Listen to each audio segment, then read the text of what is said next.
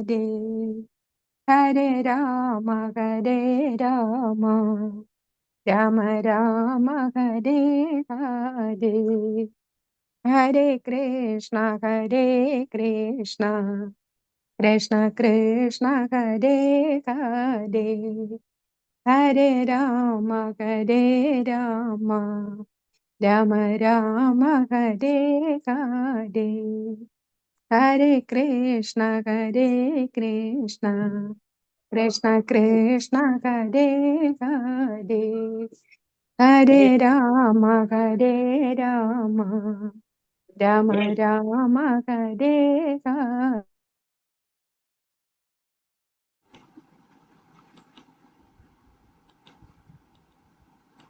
ഹരേ കൃഷ്ണ. സുശ്രാധഗോവിന്ദ മന്ദിര school ബാംഗ്ലൂരിലെ ശ്രീമദ് ഭാരത ക്ലാസ്സിലേക്ക് സ്വാഗതം. ഓം അജ്ഞാനതിമിരാന്തസ്യ അനലാഞ്ചനാശലാഘ്യ ചക്ഷുരുന്മീലിതം യേന തസ്മൈ ശ്രീ ഗുരുവേ നമഃ.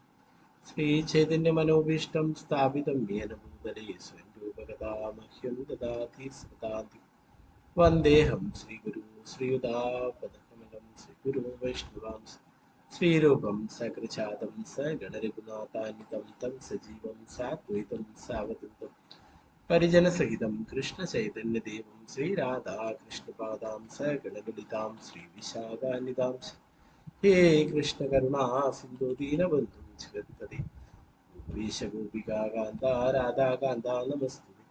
ഭക്തകാഞ്ചന ഗൗരാംഗി ശ്രീരാധേ വൃന്ദാവനേശ്വരി വൃഷഭാനുസുതേ ദേവി പ്രണമാമി ഹരിപ്രിയ. വാഞ്ചാകൽപതരൂപശ്ച കൃപാ സിന്ധുഭ്യേവ ച പതിതാനാം പാവനേഭ്യോ വൈഷ്ണവേഭ്യോ നമോ നമഃ. പഞ്ചതത്വാത്മകം കൃഷ്ണം ഭക്തരൂപാസ്വരൂപകം ഭക്താവതാരം ഭക്താഖ്യാം നമാമി ഭക്തശക്തികം. നിത്യാനന്ദമഹനൗമി സർവാനന്ദകരം പരം ഹരിനാമപദം ദേവം അവധൂത ശിരോമണി.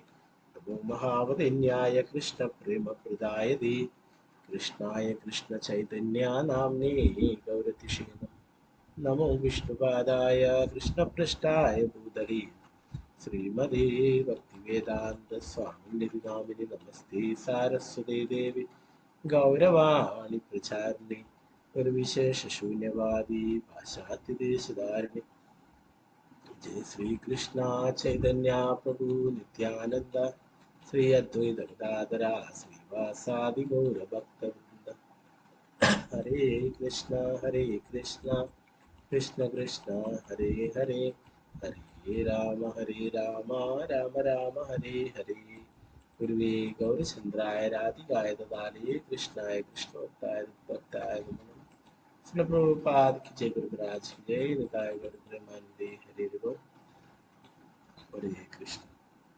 मदेग बंधु मत्संगिन मत्कुरु मन्महादना मन्निष्ठारग मद्भाग्या मदानंदा नमोस्तुते. ग्रंथराय श्रीमद् भागवतम की जय.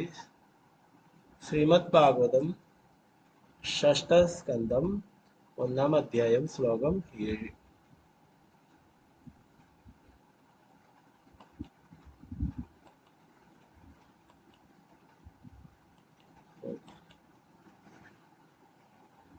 അപ്പൊ കുറച്ച് പേരൊക്കെ പുതിയതായിട്ട് ജോയിൻ ചെയ്തിട്ടുണ്ടെന്ന് തോന്നുന്നു. നമ്മള് ശ്രീമദ് ഭാഗവതം 6ാമത്തെ സ്കന്ധത്തിലെത്തി. ഇപ്പോ 5 സ്കന്ധങ്ങളിൽ വേറെ വേറെ വിഷയങ്ങളൊക്കെയാണ്.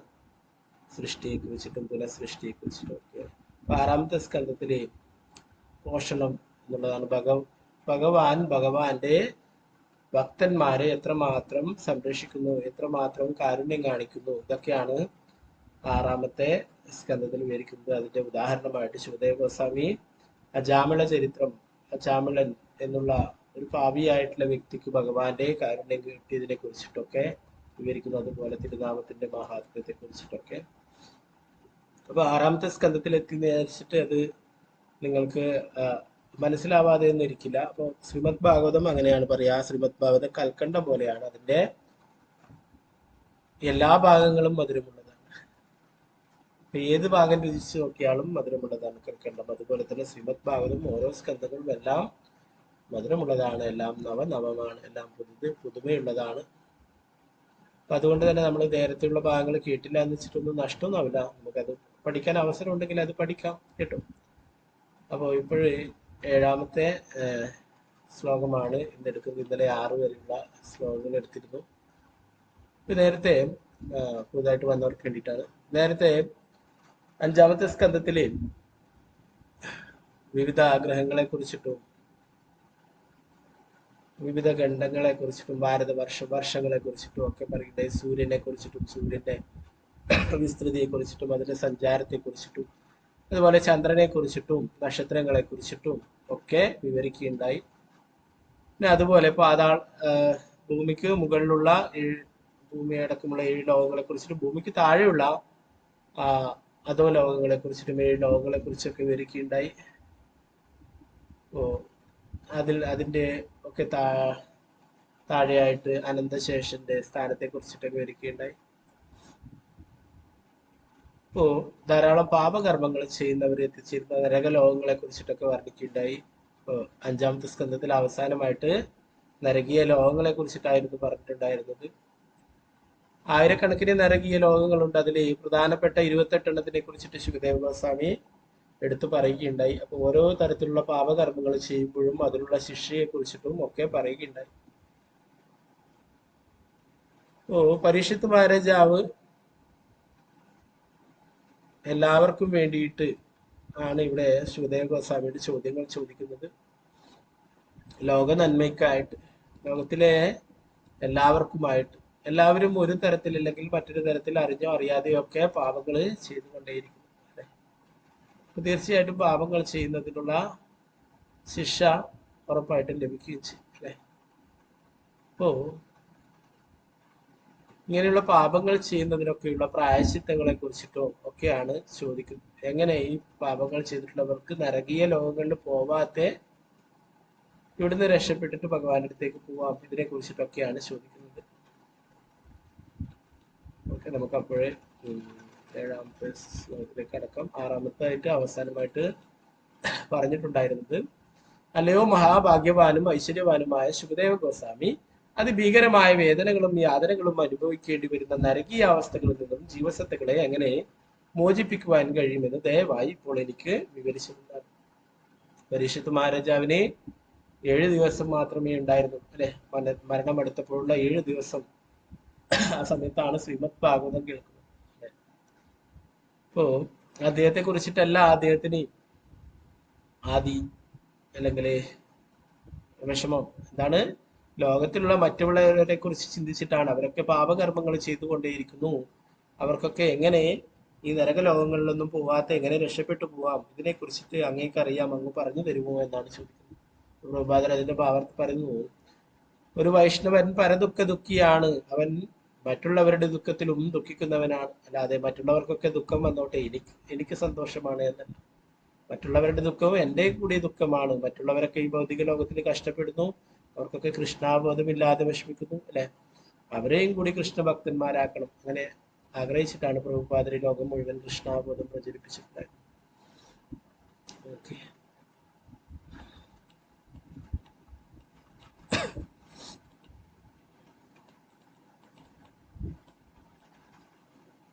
അപ്പൊ ഇവിടെ പറയുന്നു, ലോകത്തിലെ എല്ലാവരും ഭഗവാനെ മറന്ന് ജീവിക്കുന്നവരാണ്. ഈ ആത്മീയ കാര്യങ്ങളെ കുറിച്ചിട്ടോ ഭഗവാനെ കുറിച്ചോ കൃഷ്ണാബോധത്തെ കുറിച്ചോ ഒന്നും തന്നെ അറിവില്ലാത്തവരാണ്. അതുകൊണ്ട് തന്നെ അവർ ധാരാളം കുറ്റകൃത്യങ്ങൾ ചെയ്തുകൊണ്ടേയിരിക്കുന്നു.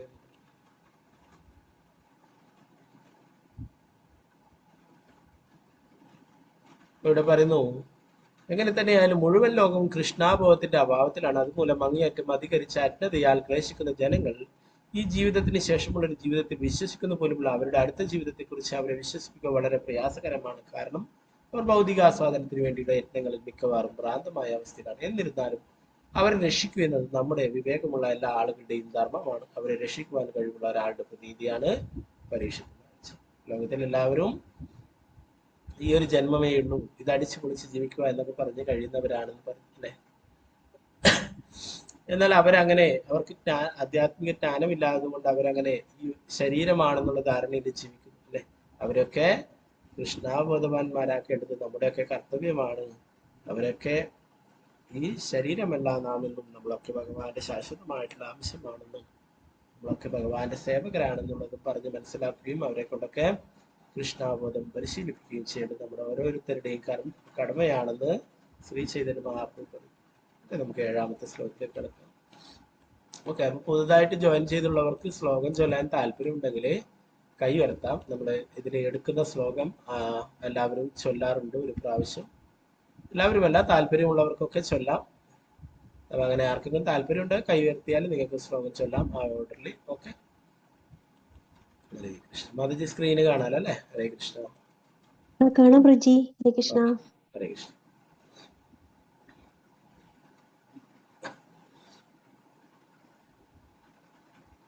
ഓം നമോ ഭഗവതേ വാസുദേവായ. ശ്രീശുക ഉവാച ന ചേദിഹൈവാപചിതം യദാംഹസാ കൃതസ്യ കുര്യാൻ മനയുക്തപാണിഭിः ധ്രുവം സ വൈ പ്രീത്യ നരകാനുപൈതി യേ കീർത്തിതാ മേ ഭവതസ്തി ദിഗ്ഭയാതനഃ. ശ്രീശുക ഉവാച न चेदिहैवापचितं यदांहसा कृतस्य कुर्यान् बलयुक्तपाणिभिः ध्रुवं स वै प्रेत्य नरकानुपैति ये कीर्तितो मे भवतस्तिग्मयादनः. हरे कृष्ण. നമുക്ക് എല്ലാവർക്കും ഇത് ചൊല്ലാം. കോഡൊക്കെ പിടിച്ച് സൗണ്ടൊക്കെ കുറച്ച്. ഹരേ കൃഷ്ണ. ഓം നമോ ഭഗവതേ വാസുദേവായ.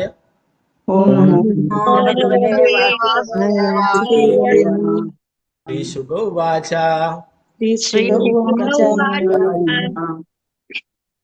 ചേദിഹൈവാപചിതം യദാംഹസാ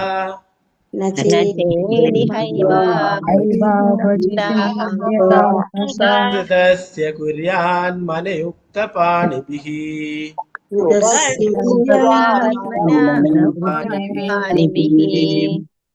ധ്രുവം സ വൈ പ്രേത്യ നരകാനുപൈതി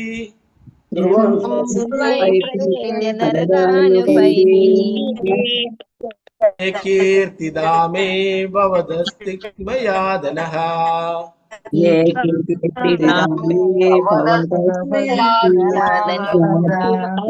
ഉവാച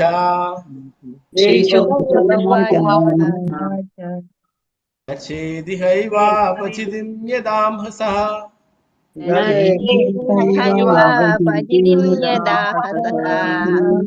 തസ്യ കുര്യാൻ മനയുക്തപാണിഭിः ധ്രുവം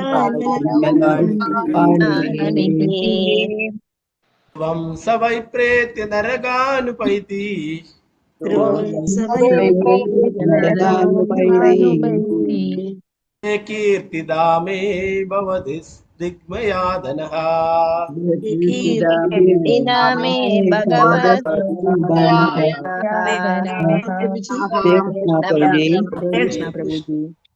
ഹരേ കൃഷ്ണ പ്രഭു. ഹരേ കൃഷ്ണ. ഹരേ കൃഷ്ണ പ്രഭു. ഹരേ കൃഷ്ണ. അംബിക കേശവി ദേവദാസ് മാതാജി ചൊല്ലിക്കൊള്ളുന്നു. ഹരേ കൃഷ്ണ. ഹരേ കൃഷ്ണ പ്രഭുജി. ഓം നമോ ഭഗവതേ വാസുദേവായ.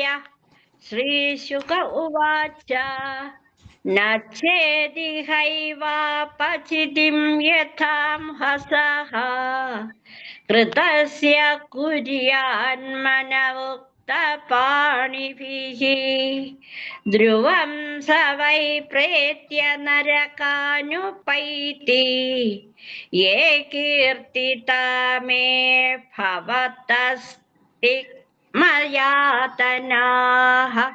ഹരേ കൃഷ്ണ പ്രഭു. ഹരേ കൃഷ്ണ. മാലതിശ്യാമ ദേവദാസ് മാതാജി. ഹരേ കൃഷ്ണ. ഹരേ കൃഷ്ണ പ്രഭുജി. ഓം നമോ ഭഗവതേ വാസുദേവായ. ശ്രീശുക ഉവാച ന ചേദിഹൈവാപചിതം യദാംഹസ കൃതസ്യ കുര്യാത്മന ഉക്തപാണിഭിः ധ്രുവം സ വൈ പ്രേത്യ നരകാനുപൈതി യേ കീർത്തിദാ മേ ഭവതസ്തിഗ്മയാതനാഃ. ഹരേ കൃഷ്ണ. ഹരേ കൃഷ്ണ. വിജയനാണ് മാതാജി ചൊല്ലിക്കൊള്ളുന്നു. ഹരേ കൃഷ്ണ പ്രഭുജി. ഓം നമോ ഭഗവതേ വാസുദേവായ.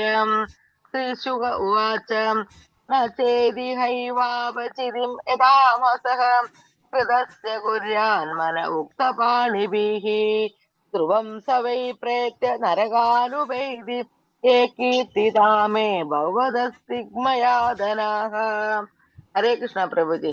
हरे कृष्ण रामचंद्र प्रभु हरे कृष्ण प्रभु हरे प्रभुजी ओम हरे नमो भगवते वासुदेवाय श्रीशिव उवाच न चेदिहैव पतितं यदाह्मसः कृतस्य कुर्यात् मन उक्तपाणिभिः ध्रुवं स वै प्रेत्य नरकानुपैति ये कीर्तिदा मे भवदस्तिग्मयातनाः. हरे प्रभुजी हरे कृष्ण प्रभु वत्सला जी माता जी चोलिकुंडु हरे कृष्ण हरे कृष्ण प्रभुजी चोलिकुंडु ओम नमो भगवते वासुदेवाय श्रीशुक उवाच न चेदिहैवापचितिं यदांहसः कृतस्य कुर्यात्मन उक्तपाणिभिः ध्रुवं स वै प्रेत्य नरकानुपैति ये कीर्तिदा मे भवदस्तिघ्नयातनाः हरे कृष्ण प्रभुजी हरे कृष्ण निर्मला माता जी चोलिकुंडु हरे कृष्ण प्रभुजी हरे कृष्ण ओम नमो भगवते वासुदेवाय श्रीशुक उवाच न चेदिहैवापचितिं यदां हसः कृतस्य कुर्यान्मनुक्तपाणिभिः ध्रुवं स वै प्रेत्य नरकानुपैति ये कीर्तिदा मे भगोस्तिग्मयादनाः. हरे कृष्ण प्रभुजी. हरे कृष्ण पद्मावती माता जी चोलिकुंडु हरे कृष्ण प्रभुजे हरे ओम कृष्ण नमो भगवते वासुदेवाय श्रीशुकवाच नश्चेदिकैवापचितिं यदां तथा कृतस्य कुर्यात्मन उक्तपाणिभिः ध्रुवं स वै प्रेत्य नरकानुपैति ये कीर्तिदा मे भवदस्तिदिग्मयातनाः. हरे कृष्ण. ഹരേ കൃഷ്ണ പ്രഭുജി. കേൾക്കണില്ലേ പ്രഭുജി? ഹരേ കൃഷ്ണ. हरे कृष्ण കേൾക്കുമോ ചൊല്ലിക്കോളൂ ഹരേ കൃഷ്ണ ഓം നമോ ഭഗവതേ വാസുദേവായ ശ്രീശുകവാച ന ചേദിഹൈവാചിതിം യദാഹസഃ കൃതസ്യ കുര്യാത്മന ഉക്തപാണിഭിः ധ്രുവം സ വൈ പ്രേത്യ നരകാനുപൈതി യേ കീർത്തിദാ മേ ഭഗവദ്ദിഗ്മയാതനാഃ. ഹരേ കൃഷ്ണ പ്രഭുജി. हरे कृष्ण गजाश्री माता जी चोलिकोळु हरे कृष्ण प्रभुजी प्रणाम.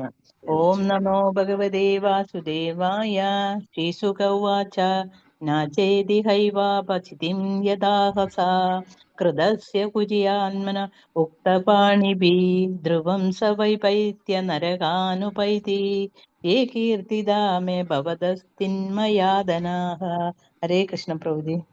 हरे कृष्ण गंगामणि माता जी चोलिकोळु हरे कृष्ण प्रभुजी हरे कृष्ण ओम नमो भगवते वासुदेवाय श्रीशुक उवाच न चेदिकैवापचितिं यतां हसाः कृतस्य कुर्यात्मनवोक्तपाणिभिः ध्रुवं स वै प्रेत्य नरकानुपैति ये कीर्तिता मे भगवतस्तिग्मयातनाः हरे कृष्ण हरे कृष्ण सीतारामन माता जी चोलिकोळु हरे कृष्ण प्रभुजी हरे कृष्ण ओम नमो भगवते वासुदेवाय श्रीशुक उवाच न चेदि न चैदिहैव पचितिं यदा हंस कृतस्य कुर्यात्मन उक्तपाणिभिः ध्रुवं स वै प्रदित्य नरकानुपैति ये कीर्तिदा मे भवदस्मि हरे कृष्ण प्रभुजी. हरे कृष्ण रमणी माता जी चोलिकोळु हरे कृष्ण हरे कृष्णा प्रभुजी चोलिकोळु ओम नमो भगवते वासुदेवाय श्री शुक उवाच न चेदिहैवापचितिं यदां हासः कृतस्य कुर्यात्मना उक्तपाणिभिः ध्रुवं स वै प्रेत्य नरकानुपैति ये कीर्तिदा मे भवदस्तिदिन्मयादनाः. हरे कृष्णा प्रभुजी. हरे कृष्ण വത്സലാം മാതാജി ചൊല്ലിക്കൊടുത്തു. ഹരേ കൃഷ്ണ പ്രഭുജി. ഓം നമോ ഭഗവതേ വാസുദേവായ. ശ്രീശുക ഉവാച പരസ്യം. ഹരേ നാരായണ. പരസ്യം വന്നല്ലോ. ഹരേ കൃഷ്ണ. ഓം നമോ ഭഗവതേ വാസുദേവായ. ശ്രീശുക ഉവാച നവാപചിതീം യദാഹം യദാമുഹസാ കൃതസ്യ കൃതാ കുര്യാൻ മന ഉക്തപാണിഭിഃ ധ്രുവം സ വൈ പ്രേത്യ നരകാനുപൈതി യേ കീർത്തിദാ മേ ഭവദസ്തിഗ്മയാതനാ. ഹരേ കൃഷ്ണ പ്രഭുജി. ഹരേ കൃഷ്ണ. ശാരദജി നമ്പൂതിരി മാതാജി ചൊല്ലിക്കൊടുത്തു. ഹരേ ചൊല്ലിക്കൊടുത്തു. ഓം നമോ ഭഗവതേ വാസുദേവായ. ശ്രീശുക ഉവാച ന ചേദിഹൈവാപചിതിം യഥാഹസഃ കൃതസ്യ കുര്യാൻ മനോക്തപാണിഭിഃ ധ്രുവം സ വൈ പ്രേത്യ നരകാനുപൈതി യേ കീർത്തിദാ മേ ഭവതസ്തിഗ്മയാതനഃ. ഹരേ കൃഷ്ണ പ്രഭുജി. ഹരേ കൃഷ്ണ. ഹരിതകുമാരി മാതാജി ചൊല്ലിക്കൊടുത്തു. ഹരേ കൃഷ്ണ. ഹരേ കൃഷ്ണ പ്രഭുജി. ഓം നമോ ഭഗവതേ വാസുദേവായ. ശ്രീശുക ഉവാച ന ചേദിഹൈവാപചിതിം യദാംഹസഃ തദസ്യ കുര്യാത്മന ഉക്തപാണിഭിഃ ധ്രുവം സ വൈ പ്രേത്യ നരകാനുപൈതി യേ കീർത്തിദാ മേ ഭവദസ്തിഗ്മയാതനഃ. ഹരേ കൃഷ്ണ പ്രഭുജി. ഹരേ കൃഷ്ണ. ഭാരതീയമ്മ മാതാജി ചൊല്ലിക്കൊടുത്തു. ഹരേ കൃഷ്ണ പ്രഭുജി. ഹരേ കൃഷ്ണ. ഓം നമോ ഭഗവതേ വാസുദേവായ. ശ്രീശുക ഉവാച ന ചേദിഹൈവാപചിതിം യദാംഹസഃ കൃതസ്യ കുര്യാത് മന ഉക്തപാണിഭിഃ ധ്രുവം സ വൈ പ്രേത്യ നരകാനുപൈതി യേ കീർത്തിദാ മേ ഭവദസ്തിഗ്മയാതനാഃ. ഹരേ കൃഷ്ണ. ഹരേ കൃഷ്ണ. ശോഭ വിജയമ്മ മാതാജി ചൊല്ലിക്കൊടുത്തു. ഹരേ കൃഷ്ണ പ്രഭുജി. ഹരേ കൃഷ്ണ. ഹരേ കൃഷ്ണ. ഓം നമോ ഭഗവതേ വാസുദേവായ. ശ്രീശുക ഉവാച ന ചേദിഹൈവാപചിതം യദാംസഃ കൃതസ്യ പുരാത്മന ഉക്തപാണിഭിഃ ധ്രുവം സ വൈ പ്രേത്യ നരകാനുപൈതി യേ കീർത്തിദാ മേ ഭവദസ്തിഗ്മയാതനഃ. ഹരേ കൃഷ്ണ പ്രഭുജി. ഹരേ കൃഷ്ണ. വസന്ത മാതാജി. ഹരേ കൃഷ്ണ. ഹരേ കൃഷ്ണ പ്രഭുജി. ചൊല്ലിക്കൊടുത്തു. ഓം നമോ ഭഗവതേ വാസുദേവായ. ശ്രീശുക ഉവാച ന ചേദിഹൈവാപചിതിം യദാംഹസഃ കൃതസ്യ കുര്യാത്മന ഉക്തപാണിഭിഃ ധ്രുവം സ വൈ പ്രേത്യ നരകാനുപൈതി യേ കീർത്തിദാ മേ ഭവദസ്തിഗ്മയാതനാഃ. ഹരേ കൃഷ്ണ പ്രഭുജി. ഹരേ കൃഷ്ണ. മത്സരഗോപരൻ മാതാജി ചൊല്ലിക്കൊടുത്തു. ഹരേ കൃഷ്ണ പ്രഭുജി. ഹരേ കൃഷ്ണ. ഓം നമോ ഭഗവതേ വാസുദേവായ. ശ്രീശുക ഉവാച ന ചേദിഹൈവാപചിതിം യദാംഹസഃ കൃതസ്യ കുര്യാത്മന ഉക്തപാണിഭിഃ ധ്രുവം സ വൈ പ്രേത്യ നരകാനുപൈതി യേ കീർത്തിദാ മേ ഭവദസ്തിഗ്മയാതനഃ. ഹരേ കൃഷ്ണ പ്രഭുജി. ഹരേ കൃഷ്ണ. ഗീതാശ്രീ മാതാജി ചൊല്ലിക്കൊടുത്തു. ഹരേ കൃഷ്ണ പ്രഭുജി. ചൊല്ലിക്കൊടുത്തു. ഓം നമോ ഭഗവതേ വാസുദേവായ. ശ്രീശുക ഉവാച ന ചേദിഹൈവാപചിതിം യഥാംഹസഃ കൃതസ്യ കുര്യാൻ മന ഉക്തപാണിഭിഃ ധ്രുവം സ വൈ പ്രേത്യ നരകാനുപൈതി യേ കീർത്തിദാ മേ ഭവദസ്തിഗ്മയാതനാഃ. ഹരേ കൃഷ്ണ പ്രഭുജി. ഹരേ കൃഷ്ണ. ശോഭ പ്രദീപ് മാതാജി ചൊല്ലിക്കൊടുത്തു. ഹരേ കൃഷ്ണ. ഹരേ കൃഷ്ണ പ്രഭുജി. ചൊല്ലിക്കൊടുത്തു. ഓം നമോ ഭഗവതേ വാസുദേവായ. ശ്രീശുക ഉവാച ന ചേദിഹൈവാപചിതം യദാംഹസഃ കൃതസ്യ കുര്യാൻ മന ഉക്തപാണിഭിഃ ധ്രുവം സ വൈ പ്രേത്യ നരകാനുപൈതി ये कीर्तिता मे भवदस्तिगन्मयदा। हरे कृष्णा। हरे कृष्ण स्वर्ण ब्रह्म जी। हरे कृष्ण। कृष्ण प्रभु जी। चलिए। ओम नमो भगवते वासुदेवाय। श्री शुक उवाच न चेदिहैवापचितिं स्मृतां कसः कृतस्य तुर्यात्मन उत्तपानिभिः ध्रुवं स्ववैप्रेत्य नरकानुपैति ये कीर्तिदा मे भवतस्तिक्मयातनाः। हरे कृष्ण प्रभु जी।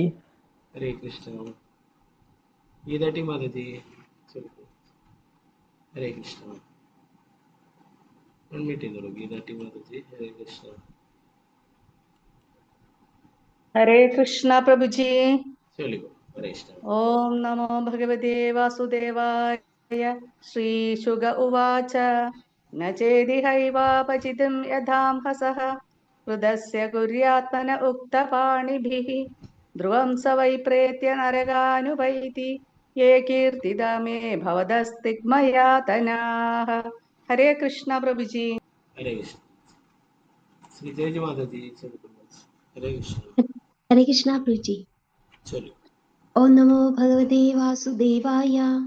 श्रीशुक उवाच न चेदिहैवापचितं यथांहसः कृतस्य कुर्यान्मन उक्तपाणिभिः ध्रुवं स वै प्रेत्य नरकानुपैति ये कीर्तिता मे भवतस्तिग्मयातनाः। हरे कृष्ण प्रभु। हरे कृष्ण ഓക്കെ നമുക്ക് ഇതിന്റെ വിവർത്തനം പിന്നീട് ആർക്കെങ്കിലും ചൊല്ലാൻ താല്പര്യമുണ്ടോ ഇനി അടുത്ത ശ്ലോകം ചൊല്ലാം.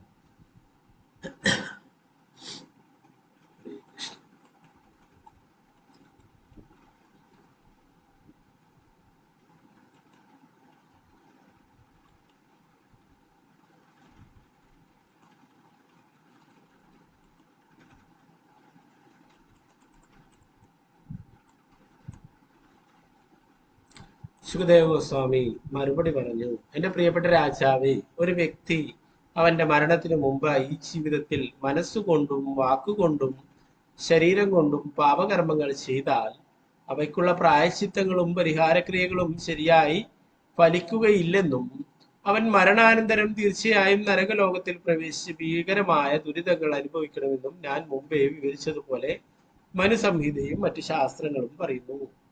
भावार्थ में से भक्ति वेदांत स्वामी श्रील प्रभुपाद की जय. പരീക്ഷിത്ത് മഹാരാജാവ് ഒരു പരിശുദ്ധ ഭക്തനായിരുന്നെങ്കിലും സുഖദേവ ഗോസ്വാമി അവന്റെ ഭക്തിത സേവനത്തിന്റെ ശക്തിയെ പറ്റി പെട്ടെന്ന് സംസാരിച്ചില്ലെന്ന് ചില വിശ്വനാഥ ചക്രവർത്തി ഠാക്കൂർ സൂചിപ്പിക്കുന്നു. ശ്രീമദ് ഭഗവത്ഗീത 14:26 പ്രസ്താവിച്ചിട്ടുള്ളതുപോലെ മാംചയോ അഭ്യഭിചാരേണ ഭക്തിയോഗേന സേവതേ സഗുണാൻ സമതീതൈത്യാൻ ബ്രഹ്മഭൂയായ കൽപ്പ. ഭക്തിത സേവനം മാത്രം ശക്തമായതിനാൽ ഒരുവൻ പൂർണ്ണമായും കൃഷ്ണനെ ശരണം പ്രാപിച്ച് പൂർണ്ണമായും അദ്ദേഹത്തിന്റെ ഭക്തിത സേവനം നിർവഹിക്കുന്ന പക്ഷം അവന്റെ പാപജീവിതത്തിന്റെ പ്രതിപ്രവർത്തനങ്ങൾ തൽക്ഷണം ഇല്ലാതാകും. ഗീതയിൽ മറ്റൊരിടത്ത് 18:66 ഭഗവാൻ പറയുന്നു, ഒരുവൻ അവന്റെ മറ്റു ധർമ്മങ്ങളെല്ലാം ത്യജിച്ച് തന്നെ ശരണം പ്രാപിക്കുവാൻ കൃഷ്ണൻ പറഞ്ഞിരിക്കുന്നു. അദ്ദേഹം ഇങ്ങനെ വാഗ്ദാനം ചെയ്യുന്നു, അഹം ത്വാം സർവപാപേഭ്യോ മോക്ഷയിഷ്യാമി. ഞാൻ നിന്നെ എല്ലാ പാപപ്രതികരണങ്ങളിൽ നിന്നും സ്വതന്ത്രനാക്കും, നിനക്ക് മോക്ഷം നൽകുകയും ചെയ്യാം. അതുകൊണ്ട് പരീക്ഷിത്ത് മഹാരാജാവിന്റെ ചോദ്യത്തിന് മറുപടിയായി അദ്ദേഹത്തിന്റെ ഗുരുവായ സുഖദേവ ഗോസ്വാമിക്ക് തൽക്ഷണം ഭക്തിയോഗത്തിന്റെ തത്വങ്ങൾ വിശദീകരിക്കുവാൻ കഴിയുമായിരുന്നെങ്കിലും പരീക്ഷിത്ത് മഹാരാജാവിന്റെ ബുദ്ധിയെ പരീക്ഷിക്കുവാൻ അദ്ദേഹം ആദ്യം കർമ്മകാന്ഡം ഫലകാംക്ഷ കർമ്മങ്ങൾ പ്രകാരമുള്ള പ്രായശ്ചിത്തം നിർദ്ദേശിച്ചു. കർമ്മകാന്ഡത്തിന് മനുസംഹിത പോലെയുള്ളവയും ധർമ്മശാസ്ത്രങ്ങൾ എന്നറിയപ്പെടുന്നവയുമായ 80 ആധികാരിക ശാസ്ത്രങ്ങളുണ്ട്. ഒരുവൻ അവന്റെ പാപകർമ്മങ്ങളുടെ പ്രതിപ്രവർത്തനങ്ങളെ മറ്റു തരത്തിലുള്ള ഫലകാംക്ഷ കർമ്മങ്ങളിലൂടെ പ്രതിരോധിക്കുവാൻ ഈ ശാസ്ത്രങ്ങളെല്ലാം നിർദ്ദേശിച്ചിരിക്കുന്നു. സുഖദേവ ഗോസ്വാമി പരീക്ഷിത്ത് മഹാരാജാവിന് ആദ്യം ശുപാർശ ചെയ്ത പാത ഇതായിരുന്നു.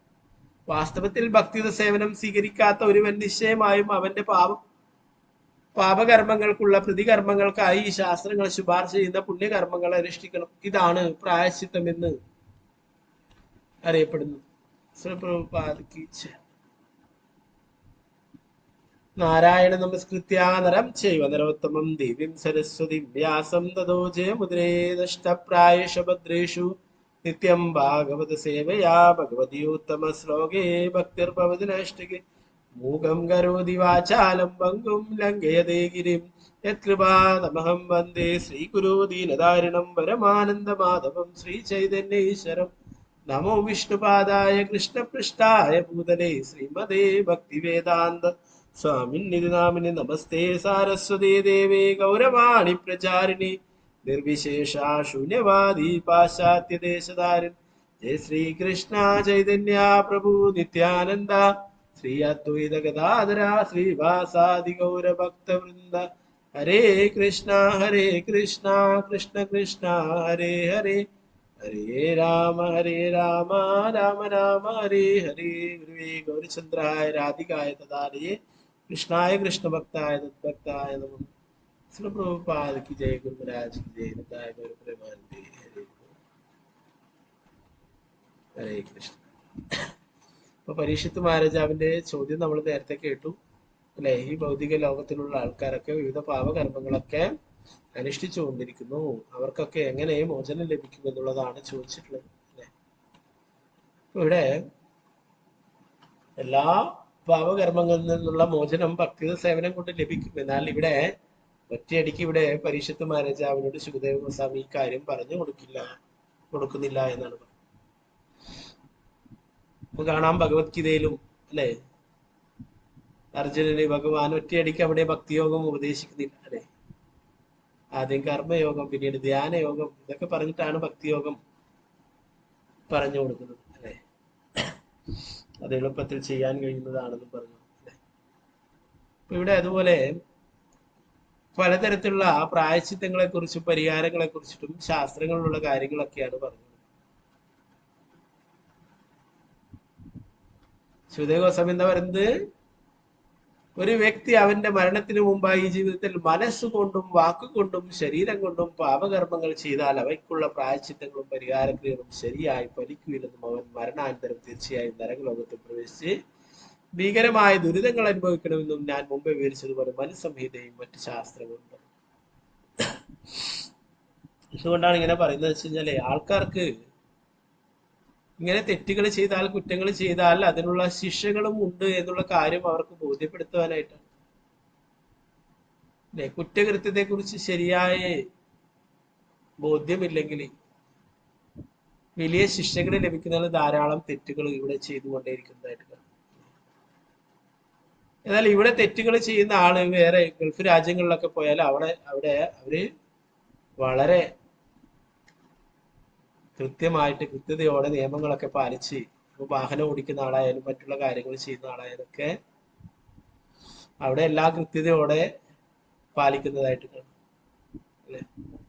ഇവിടെയൊക്കെ എന്ത് കുറ്റകൃത്യങ്ങൾ ചെയ്താലും അതിൽ നിന്നൊക്കെ രക്ഷപ്പെടുവാൻ പല പഴുതുകളും. ഇന്ന് പൊതുവെ കാണുന്നത് പൊളിറ്റീഷ്യന്മാരൊക്കെ സപ്പോർട്ട് ചെയ്യും അല്ലെ, രാഷ്ട്രീയ പാർട്ടിയുടെ ആൾക്കാരൊക്കെ, അവര് ഏത് വിഭാഗമാണെങ്കിലും അവരുടെ ആൾക്കാരൊക്കെ സപ്പോർട്ട് ചെയ്തു. പോലീസുകാരോടൊക്കെ നിയമപാലകരോടൊക്കെ ഇത് ഞങ്ങളുടെ ആളാണ്, വിട്ടെഴുതുക പറഞ്ഞിട്ട് അതൊക്കെ വാങ്ങിക്കും അല്ലെ. അപ്പൊ അവർക്ക് ശരിയായ ശിക്ഷകളൊന്നും ലഭിക്കില്ല. അതുകൊണ്ട് അവർ കൂടുതൽ കുറ്റകൃത്യങ്ങൾ, എന്താണ് ഇനിയും ഇതിലും വലിയ കുറ്റകൃത്യങ്ങൾ ചെയ്താലും ഞങ്ങളെ രക്ഷിക്കുവാൻ ആളുണ്ട് അല്ലെ. എന്നാൽ ഇതേ വ്യക്തി വിദേശ രാജ്യങ്ങളൊക്കെ, പ്രത്യേകിച്ചും ഗൾഫ് രാജ്യങ്ങളിലൊക്കെ പോയാല് ഇങ്ങനെയുള്ള തെറ്റുകളൊന്നും ചെയ്യില്ല. എന്താണ് അവിടെയുള്ള ശിക്ഷകൾ കഠിനമാണ്. അവിടെയൊക്കെ ട്രാഫിക് സിഗ്നല് റെഡ് വന്നിട്ടാകുമ്പോൾ അതൊക്കെ ക്രോസ് ചെയ്താല് പിന്നെ അവന്റെ കാറും കിട്ടില്ല, അവൻ ജീവിതകാലം മുഴുവൻ ജയിലിൽ കിടക്കേണ്ടതായിട്ടൊക്കെ അല്ലെ. ഇവിടെ എന്നാലും റെഡ് സിഗ്നൽ ആയാലും ഒക്കെ ക്രോസ് ചെയ്തിട്ട് പോകുന്നതാണ് അല്ലെ. ചിലപ്പോ പോലീസ് പിടിച്ചാൽ തന്നെ അത് ആരെങ്കിലും ഒക്കെ വിളിച്ചു പറഞ്ഞിട്ട് ഉടനെ തന്നെ അവിടുന്ന് പോവുക.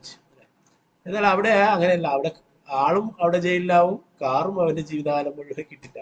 അപ്പൊ അങ്ങനെ ഒരു ചെറിയ ഉദാഹരണം പറഞ്ഞിട്ടുണ്ട്. അങ്ങനെ ധാരാളം ശിക്ഷകൾ ഓരോരോ കൊല കുറ്റമൊക്കെ ചെയ്താൽ അവിടെയൊക്കെ സൗദി അറേബ്യ പോലുള്ള രാജ്യങ്ങളൊക്കെ അവിടെ അവനെയും വധിക്കും. അവിടെ തന്നെ ഇവിടെ നിന്നൊക്കെ 14 കൊല്ലമൊക്കെ ജയിലിൽ കിടന്നിട്ട് സുന്ദരമായിട്ട് കഴിഞ്ഞു പോവാം അല്ലെ. നല്ല ഭക്ഷണമൊക്കെ ജയിലിൽ നിന്ന് കഴിച്ചിട്ട് സുഖമായിട്ട് വീണ്ടും കുറ്റകൃത്യങ്ങളിൽ ഏർപ്പെടാൻ ഒരു 14 വർഷമൊക്കെ കിടക്കണതേ ഉള്ളൂ. അത് കഴിഞ്ഞാൽ കുറെ പൈസയൊക്കെ ജയിലിൽ നിന്ന് തരും, അതൊക്കെ കൊണ്ടുപോയിട്ട് വീണ്ടും കുറ്റകൃത്യങ്ങൾ കൂടുതൽ ചെയ്യും അല്ലെ. അതുകൊണ്ടാണ് ഇവിടുത്തെ നിയമങ്ങള് അത്ര ശക്തമല്ല. അതുകൊണ്ട് തന്നെ ആൾക്കാർ ആ നിയമങ്ങൾ അനുസരിക്കുന്നു. എന്നാൽ വേറെ രാജ്യങ്ങളിൽ പോയാൽ ഇതേ വ്യക്തി ആ നിയമങ്ങളൊക്കെ അനുസരിച്ച് ജീവിക്കുന്നു. അവിടെ കുറ്റകൃത്യങ്ങളിലൊന്നും ഏർപ്പെടുത്തില്ല. എന്താണ് അവിടെ അവർക്ക് ബോധമുണ്ട് ഇവിടെയുള്ള ശിക്ഷ കഠിനമാണ്. ഞങ്ങളെ ഇറക്കാനായിട്ട് രാഷ്ട്രീയക്കാരനൊന്നും ഇവിടെ വരില്ല. ഇവിടെ അതൊന്നും ഫോൺ വിളിയോ അല്ലെങ്കിൽ വേറെ എന്തെങ്കിലും ശുപാർശ ഒന്നും ഇവിടെ നടക്കില്ല എന്ന് അവർക്ക് ബോധ്യമുണ്ട്. അതുകൊണ്ട് അവർ കുറ്റകൃത്യങ്ങളിൽ ഏർപ്പെടുന്നില്ല. അതുപോലെ ഇവിടെ ശുഭദേവ ഗോസ്വാമി പറയുന്നു, നമ്മൾ മനസ്സുകൊണ്ടോ വാക്കുകൊണ്ടോ ശരീരം കൊണ്ടോ, മനസ്സുകൊണ്ട് വിചാരിച്ചാലും അതിനും പാപം ഉണ്ടാകുന്ന നമ്മൾ മനസ്സുകൊണ്ട് കുറ്റകൃത്യങ്ങൾ ഒരാളെ കുറിച്ച് തെറ്റായിട്ട് പറയുകയും അങ്ങനെയൊക്കെ ചെയ്യുന്നതും തെറ്റ് തന്നെയാണെന്ന്. മനസ്സുകൊണ്ടും വാക്കുകൊണ്ടും ശരീരം കൊണ്ടും ചെയ്യുന്ന തെറ്റുകൾക്ക്, പാപങ്ങൾക്ക്, പാപകർമ്മങ്ങൾക്ക് പരിഹാരങ്ങള് പൂർണ്ണമായിട്ടും അതിൽ നിന്ന് മോചനം ലഭിക്കുന്നതില്ല എന്നാണ് ഇവിടെ ശുഭദേവ ഗോസ്വാമി. ഒരു വ്യക്തി ഒരാൾ തെറ്റ് ചെയ്താൽ അത് ഞാൻ ചെയ്തത് തെറ്റാണെന്ന് മനസ്സിലാക്കുന്നത് ഒരു നല്ല ക്വാളിഫിക്കേഷനാണ്. അല്ല, ഞാൻ ചെയ്തത് ശരി തന്നെയാണ് എന്ന് വിചാരിക്കുന്നതാണ് ഒരു വിഡ്ഢിയായിട്ടുള്ള വ്യക്തി. ഞാൻ ചെയ്തത് തെറ്റാണ്, അതിൽ പശ്ചാത്തപിക്കുന്നു, അതൊരു നല്ല ക്വാളിറ്റിയാണ് അല്ലേ? അങ്ങനെ അതിന് പ്രായശ്ചിത്തങ്ങളും ചെയ്യുന്നുണ്ട്. ഇപ്പൊ ഇവിടെ പറയുന്നു, ഒരു വ്യക്തി അവന്റെ മരണത്തിന് മുമ്പായി ജീവിതത്തിൽ മനസ്സുകൊണ്ടും വാക്കുകൊണ്ടും ശരീരം കൊണ്ടും പാപകർമ്മങ്ങൾ ചെയ്താൽ അവയ്ക്കുള്ള പ്രായശ്ചിത്തങ്ങളും പരിഹാര ക്രിയകളും ശരിയായി ഫലിക്കുകയില്ലെന്നും അവൻ മരണാനന്തരം തീർച്ചയായും നരകലോകത്തിൽ പ്രവേശിച്ച് ഭീകരമായ ദുരിതങ്ങൾ അനുഭവിക്കണമെന്നും ഞാൻ മുമ്പേ വിവരിച്ചതുപോലെ മനുസംഹിതയും മറ്റു ശാസ്ത്രങ്ങളും പറയും. നേരത്തെ നരകലോകങ്ങളെ കുറിച്ച് ശുഭദേവ ഗോസ്വാമി വിവരിച്ചു അല്ലെ? ഓരോരോ ചെറിയ കാര്യങ്ങൾ പോലും അത് ചെയ്താൽ പോലും അത്രയും വലിയ ശിക്ഷകളാണ് അനുഭവിക്കുക എന്ന് കാര്യങ്ങളൊക്കെ നേരത്തെ വിശദമായിട്ട് പറഞ്ഞിട്ടുണ്ടായിരുന്നു 5-ാം സ്കന്ധത്തിൽ 26-ാമത്തെ അധ്യായത്തിലൊക്കെ അല്ലെ? അതുകൊണ്ട് പറയുന്നു, ഇങ്ങനെ കുറ്റങ്ങൾ ചെയ്തവരെ അവരെന്ത് പ്രായശ്ചിത്തം ചെയ്തിട്ടും പരിഹാരങ്ങളൊക്കെ ചെയ്തിട്ടും അതിനൊന്നും പൂർണ്ണമായിട്ടുള്ള ഫലം ലഭിക്കില്ല. അവര് ദുരിതങ്ങൾ അനുഭവിക്കേണ്ടത് തന്നെ വരും. ഇപ്പൊ ഇവിടെ ഭാവാർത്ഥത്തില് ശിലപ്രഭുപാദർ പറയുന്നു, വിശ്വനാഥ ചക്രവർത്തി ഠാക്കൂർ പറയുന്നു, നമ്മുടെ പരമ്പരയിലെ ആചാര്യൻ പറയുന്നു, പരീക്ഷിത്ത് മഹാരാജ ഒരു പരിശുദ്ധ ഭക്തനായിരുന്നെങ്കിലും ശുഭദേവ ഗോസ്വാമി അവന് ഭക്തിയോഗത സേവനത്തിന്റെ ശക്തിയെ പറ്റി പെട്ടെന്ന് സംസാരിച്ചില്ലെന്ന് ശ്രീ വിശ്വനാഥ ചക്രവർത്തി ഠാക്കൂർ. അപ്പോ എല്ലാ പാപങ്ങളെയും ഇല്ലാതാക്കാനായിട്ട് ഈ ഭക്തിയുത സേവനം കൊണ്ട് സാധിക്കും അല്ലെ? നമ്മള് തുളസി മഹാറാണിക്ക് ആ പ്രദക്ഷിണമൊക്കെ ചെയ്യുമ്പോൾ പറയുന്നു, യാനിക്കാനി ച പാപാനി ബ്രഹ്മഹത്യതിക്കാനി ച താനി താനി പ്രണശ്യന്തേ പ്രദക്ഷിണ പദേ പദേ. യാനിക്കാനി ച പാപാനി. തുളസി മഹാറാണിയെ പ്രദക്ഷിണം ചെയ്യുന്ന ഓരോ അടി വെക്കുമ്പോഴും ഓരോ അടി പ്രദക്ഷിണം ചെയ്യുമ്പോഴും ബ്രഹ്മഹത്യ പോലുള്ള പാപങ്ങൾ പോലും ഇല്ലാതായി തീരും. വിചാരിച്ചിട്ട് തുളസിയെ പരിക്രമം ചെയ്തിട്ട് ഒരു ബ്രാഹ്മണനെ കൊന്നിട്ട് വീണ്ടും തുളസിയെ പരിക്രമണം ചെയ്യുന്നതല്ല അല്ലെ? അതിനെ കുറിച്ചിട്ട് എനിക്ക് കുറച്ച് പറയും. നമ്മള് കുറെ പാപകരങ്ങൾ ചെയ്യുക, പിന്നെ കുറച്ച് ഭക്തി ചെയ്യുക, നാമമൊക്കെ ജപിക്കുക അല്ലെ? നാമാപരാധങ്ങളിലുള്ളതാണ് അല്ലെ? ദിവ്യനാമം ജപിക്കുന്നതിന്റെ ബലത്തിൽ പാപം ചെയ്യുന്നത് അതൊരു നാമ അപരാധമാണ്. കുറെ പാപങ്ങൾ ചെയ്യുക, നാമം ജപിക്കുക, അതിന്റെ ഒക്കെ ഇല്ലാതൊക്കെ വീണ്ടും ആദ്യം പാപം ചെയ്യുക, പിന്നെ വീണ്ടും നാമം ജപിക്കുക, ഇത് നാമാപരാധമാണ്. കുഞ്ചക ശൗചം ഇനിയിപ്പോ നമ്മൾ വരുന്ന ഭാഗങ്ങളിലൊക്കെ അത് പറയും. തെറ്റ് ചെയ്യുക, വീണ്ടും അതിന് പ്രായശ്ചിത്തം, വീണ്ടും തെറ്റ് ചെയ്യുക, ഇത് തെറ്റായിട്ടുള്ള കാര്യമാണ്. അപ്പൊ ഭക്തിയോഗത്തെ കുറിച്ചിട്ട് ഇവിടെ പെട്ടെന്ന് പറഞ്ഞു കൊടുക്കുന്നില്ല. ഇതിനൊക്കെ പരിഹാരമുണ്ട്, ഇതൊക്കെ ഇല്ലാതാക്കാൻ തീർക്കാൻ സാധിക്കും. ഇതുകൊണ്ട് ഭഗവാന്റെ ദിവ്യനാമജപം കൊണ്ട് ഭക്തിത സേവനങ്ങൾ കൊണ്ട് എല്ലാ പാപങ്ങളെയും ഇല്ലാതാക്കി പ്രഭുപാദരി ഇവിടെ പറയും. ഭഗവത്ഗീത 14:26 പറയുന്നുണ്ട്, ഭക്തിത സേവനം അത്രമേൽ ശക്തമായതിനാൽ ഒരുവൻ പൂർണ്ണമായും കൃഷ്ണന് ശരണം പ്രാപിച്ച് പൂർണ്ണമായും അദ്ദേഹത്തിന്റെ ഭക്തിത സേവനം നിർവഹിക്കുന്ന പക്ഷം അവന്റെ പാപജീവിതത്തിന്റെ പ്രതിപ്രവർത്തനങ്ങൾ തൽക്ഷണം ഇല്ലാതാവും.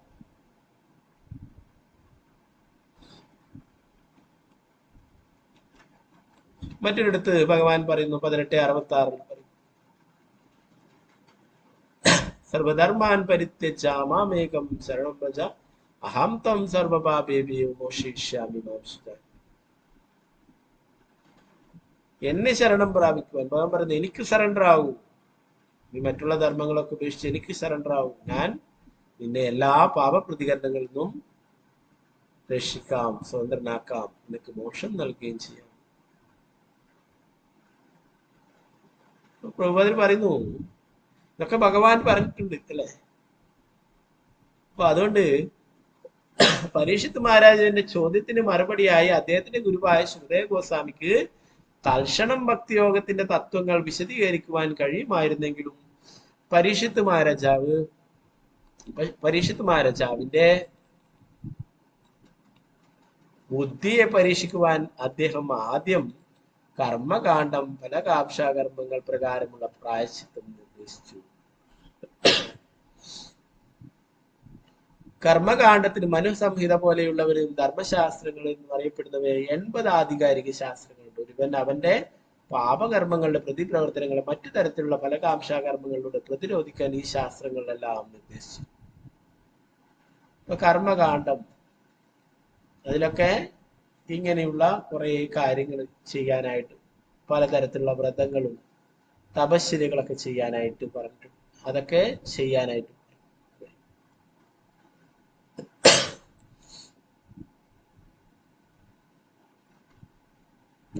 ശുകദേവ ഗോസ്വാമി പരീക്ഷിത്ത് മഹാരാജാവിന് ആദ്യം ശുപാർശ ചെയ്ത പാത ഇതായിരുന്നു. വാസ്തവത്തിൽ ഭക്തിയുത സേവനം സ്വീകരിക്കാത്ത ഒരുവൻ നിശ്ചയമായും അവന്റെ പാപകർമ്മങ്ങൾക്കുള്ള പ്രതികർമ്മങ്ങൾക്കായി ഈ ശാസ്ത്രങ്ങൾ ശുപാർശ ചെയ്യുന്ന പുണ്യകർമ്മങ്ങൾ അനുഷ്ഠിക്കണം. ഇതാണ് പ്രായശ്ചിത്തം എന്ന് അറിയപ്പെടുന്നത്. അപ്പോൾ ഈ വേദങ്ങളിലൊക്കെ പറഞ്ഞിട്ടുള്ള, ഈ ശാസ്ത്രങ്ങളിൽ പറഞ്ഞിട്ടുള്ള ഈ ഇങ്ങനെയുള്ള ഓരോരോ അനുഷ്ഠാനങ്ങൾ, തപശ്ചര്യകള്, വ്രതങ്ങള്, മറ്റുള്ള പലതരത്തിലുള്ള പൂജകളും യജ്ഞങ്ങളും കാര്യങ്ങളൊക്കെ, അപ്പൊ ഇതൊക്കെ ചെയ്യാനായിട്ട് പറയുന്നുണ്ട്. 18ാമത്തെ ശ്ലോകം നമുക്ക് നോക്കാം.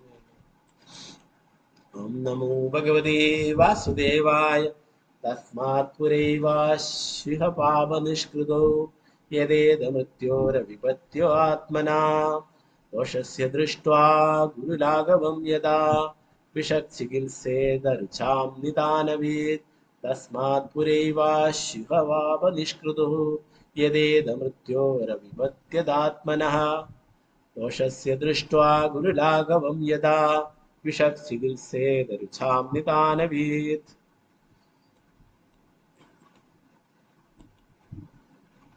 ഒരുത്തരം ഭാവാർത്ഥം ഭക്തിവേദാന്ത സ്വാമി ശ്രീല പ്രഭുപാദ് കീ ജയ്. അതുകൊണ്ട് ഒരുവൻ മരണം വരുന്നതിന് മുമ്പ് ശരീരത്തിന് ശേഷിയുള്ളപ്പോൾ തന്നെ ശാസ്ത്രങ്ങൾക്കനുസൃതമായ പ്രായശ്ചിത്ത പ്രക്രിയ സ്വീകരിക്കണം. അല്ലാത്ത പക്ഷം അവന്റെ സമയം നഷ്ടപ്പെടും, പാപകർമ്മങ്ങളുടെ പ്രതിപ്രവർത്തനങ്ങൾ വർദ്ധിക്കുകയും ചെയ്യും. വിദഗ്ധനായ ഒരു ഭിഷഗ്വരൻ രോഗനിർണയം നടത്തി അതിന്റെ ഗുരുതര സ്വഭാവം അനുസരിച്ച് ചികിത്സിക്കുന്നത് പോലെ ഒരുവൻ അവന്റെ പാപങ്ങളുടെ തീവ്രതയ്ക്കനുസരിച്ച് പ്രായശ്ചിത്തം അനുഷ്ഠിക്കണം. ഭാവാർത്ഥ ഭക്തിവേദാന്ത സ്വാമി ശ്രീല പ്രഭുപാദ് കീ ജയ്. കൊലപാതകം നടത്തുന്ന ഒരുവനെ തൂക്കിലേറ്റണമെന്നും അങ്ങനെ അവന്റെ സ്വന്തം ജീവൻ പ്രായശ്ചിത്തത്തിൽ ബലിയർപ്പിക്കപ്പെടണമെന്നും മനുസംഹിത പോലുള്ള ധർമ്മശാസ്ത്രങ്ങൾ അനുശാസിക്കുന്നു. മുമ്പ് ലോകം മുഴുവൻ ഈ സമ്പ്രദായം പിന്തുടർന്നെങ്കിലും ജനങ്ങൾ നിരീശ്വരവാദികളായതോടെ അവർ വധശിക്ഷ നിർത്തലാക്കിയിരിക്കുന്നു. ഇത് വിവേകമല്ല. രോഗം എന്തെന്ന് നിർണയിക്കുവാൻ കഴിവുള്ള ഭിഷഗ്വരൻ അതിനനുസരിച്ചുള്ള ഔഷധം നിർദ്ദേശിക്കുമെന്ന് ഇവിടെ പറഞ്ഞിരിക്കുന്നു. രോഗം ഗുരുതരമാണെങ്കിൽ ഔഷധം ശക്തിയേറിയതായിരിക്കണം. ഒരു കൊലയാളിയുടെ പാപത്തിന്റെ ഭാരം വളരെ കൂടുതലായിരിക്കും. അതിനാൽ മനുസംഹിത അനുസരിച്ച് ഘാതകൻ വധിക്കപ്പെടണം. ഒരു ഘാതകനെ വധിക്കുന്നതിലൂടെ സർക്കാർ അവനോട് കരുണ കാട്ടുകയാണ് ചെയ്യുന്നത്. എന്തുകൊണ്ടെന്നാൽ ഈ ജീവിതത്തിൽ വധിക്കപ്പെടാത്ത പക്ഷം ഭാവി ജീവിതത്തിൽ അവൻ പലവട്ടം വധിക്കപ്പെടാനും ക്ലേശങ്ങൾ അനുഭവിക്കുവാനും നിർബന്ധിതനാകും. ജനങ്ങൾക്ക് അടുത്ത ജീവിതത്തെക്കുറിച്ചും പ്രകൃതിയുടെ സങ്കീർണങ്ങളായ പ്രവർത്തനങ്ങളെക്കുറിച്ചും അറിവില്ലാത്തതിനാൽ അവർ അവരുടെ സ്വന്തം നിയമങ്ങൾ ഉണ്ടാക്കും. പക്ഷെ അവർ ശാസ്ത്രങ്ങളിലെ സുസ്ഥാപിതങ്ങളായ നിരോധനങ്ങൾ ശരിയായി പരിശോധിച്ച് അതിനനുസരിച്ച് വേണം പ്രവർത്തിക്കുക. ഇന്നും ഇന്ത്യയിലെ ഹിന്ദുക്കൾ പാപപ്രവൃത്തികൾക്ക് എങ്ങനെ പ്രായശ്ചിത്തം ചെയ്യണമെന്ന് വിദഗ്ധരായ പണ്ഡിതന്മാരുടെ ഉപദേശം തേടാറുണ്ട്. ക്രിസ്തു മതത്തിലും കുംഭസാരവും അതുപോലുള്ള പ്രായശ്ചിത്ത പ്രക്രിയകളും ഉണ്ട്. അതുകൊണ്ട് പ്രായശ്ചിത്തം ആവശ്യമാണ്.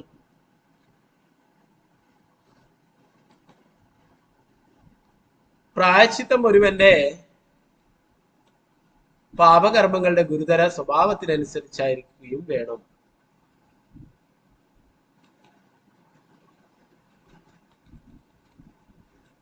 അപ്പൊ ഇവിടെ ശിവദേവ ഗോസ്വാമി പറയുന്നു, ഒരാളെന്താണ് മരണം വരുന്നതിന് മുമ്പേ തന്നെ, അല്ലെ, വാർദ്ധക്യം വന്ന് അവശനാവുന്നതിന് മുന്നേ തന്നെ, നല്ല സമയത്ത് തന്നെ മനസ്സിലാക്കണം ഞാൻ ഇത്രയും കാലം ചെയ്തിരിക്കുന്നത് പാപമാണ് എന്നുള്ള കാര്യം. അതിനനുസരിച്ചിട്ട് ശാസ്ത്രങ്ങൾ പറയുന്ന പ്രായശ്ചിത്തവും സ്വീകരിക്കണമെന്നാണ്.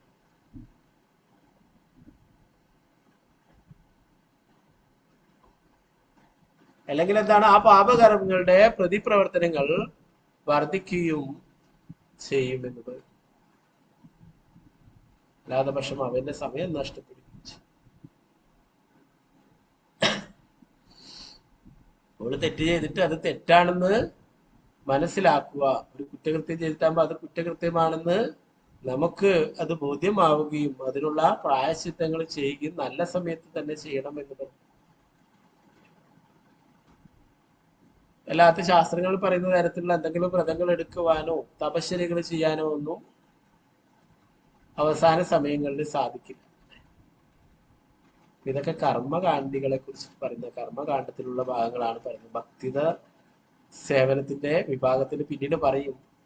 എല്ലാ കാര്യങ്ങളും മനസ്സിലാക്കി കൊടുക്കുവാനായിട്ട് ശുകദേവ ഗോസ്വാമി ഇങ്ങനെ പറഞ്ഞു. ഇങ്ങനെ ധാരാളം ആൾക്കാരുണ്ട് പാപകർമ്മങ്ങളൊക്കെ ചെയ്യുക, അതിനുള്ള പരിഹാരങ്ങൾ എന്നുള്ള നിലയിൽ, പ്രായശ്ചിത്തം എന്നുള്ള രീതിയിൽ പല കാര്യങ്ങളും ചെയ്യുക, വീണ്ടും പാപകർമ്മങ്ങൾ ചെയ്യുക, വീണ്ടും പരിഹാരങ്ങൾ ചെയ്യുക. ഇതിങ്ങനെ തുറന്നുകൊണ്ടേയിരിക്കും, അല്ലെ? തീർച്ചയായിട്ടും അവസാനം നരകത്തിലേക്ക് പോവേണ്ടത്. അപ്പൊ ഇതല്ല ഭക്തിത സേവനമാണ് യഥാർത്ഥ വഴി. അത് പിന്നീട് പറയും. എന്നാൽ ഇവിടെ ഇങ്ങനെയുള്ള കാര്യങ്ങളെ കുറിച്ച് മനസ്സിലാക്കുന്നതിനായിട്ട് പറയും. ഇവിടെ ശിവദേവ ഗോസ്വാമി പറയുന്നു, ഒരു വൈദ്യൻ, ഒരു ഡോക്ടർ ഒരു രോഗിയുടെ ആ രോഗത്തിന്റെ തീവ്രത മനസ്സിലാക്കിയിട്ട് ഗുരുതര സ്വഭാവം അനുസരിച്ച് ചികിത്സിക്കുന്നത്, അല്ലെ? ഒരു രോഗി ഡോക്ടറെ കാണാൻ വന്നാൽ ഒരു നിസ്സാരമായിട്ടുള്ള എന്തെങ്കിലും അസുഖം, അല്ലെ, തണുപ്പ്, അങ്ങനത്തെ പനിയൊക്കെ ആണെങ്കിൽ മരുന്നൊക്കെ കൊടുത്തിട്ട് വിടും, അല്ലെ? ഒരാഴ്ച കഴിച്ചിട്ട് പിന്നീട് വായും. അല്ല, വേറെ എന്തെങ്കിലും മാരകമായിട്ടുള്ള അസുഖങ്ങളൊക്കെ ആണെങ്കിൽ എന്താണ്, അപ്പോഴും ഉടനെ തന്നെ അവിടെ അഡ്മിറ്റ് ആക്കുകയും അതിനുള്ള വിദഗ്ധ ചികിത്സകളൊക്കെ ചെയ്യുകയൊക്കെ ചെയ്യും, അല്ലെ? അപ്പൊ അതിന്റെ സ്വഭാവം അനുസരിച്ച്, അതുപോലെ ഇവിടെ പറയുന്ന പാപകർമ്മങ്ങൾ ചെയ്തിട്ടുള്ള ഒരു വ്യക്തി അവന്റെ പാപകർമ്മങ്ങളുടെ ആ പ്രായശ്ചിത്തം, പരിഹാരം, അതിനുള്ള പരിഹാരം, പ്രായശ്ചിത്തം നേരത്തെ തന്നെ ചെയ്യണമെന്ന് പറയും.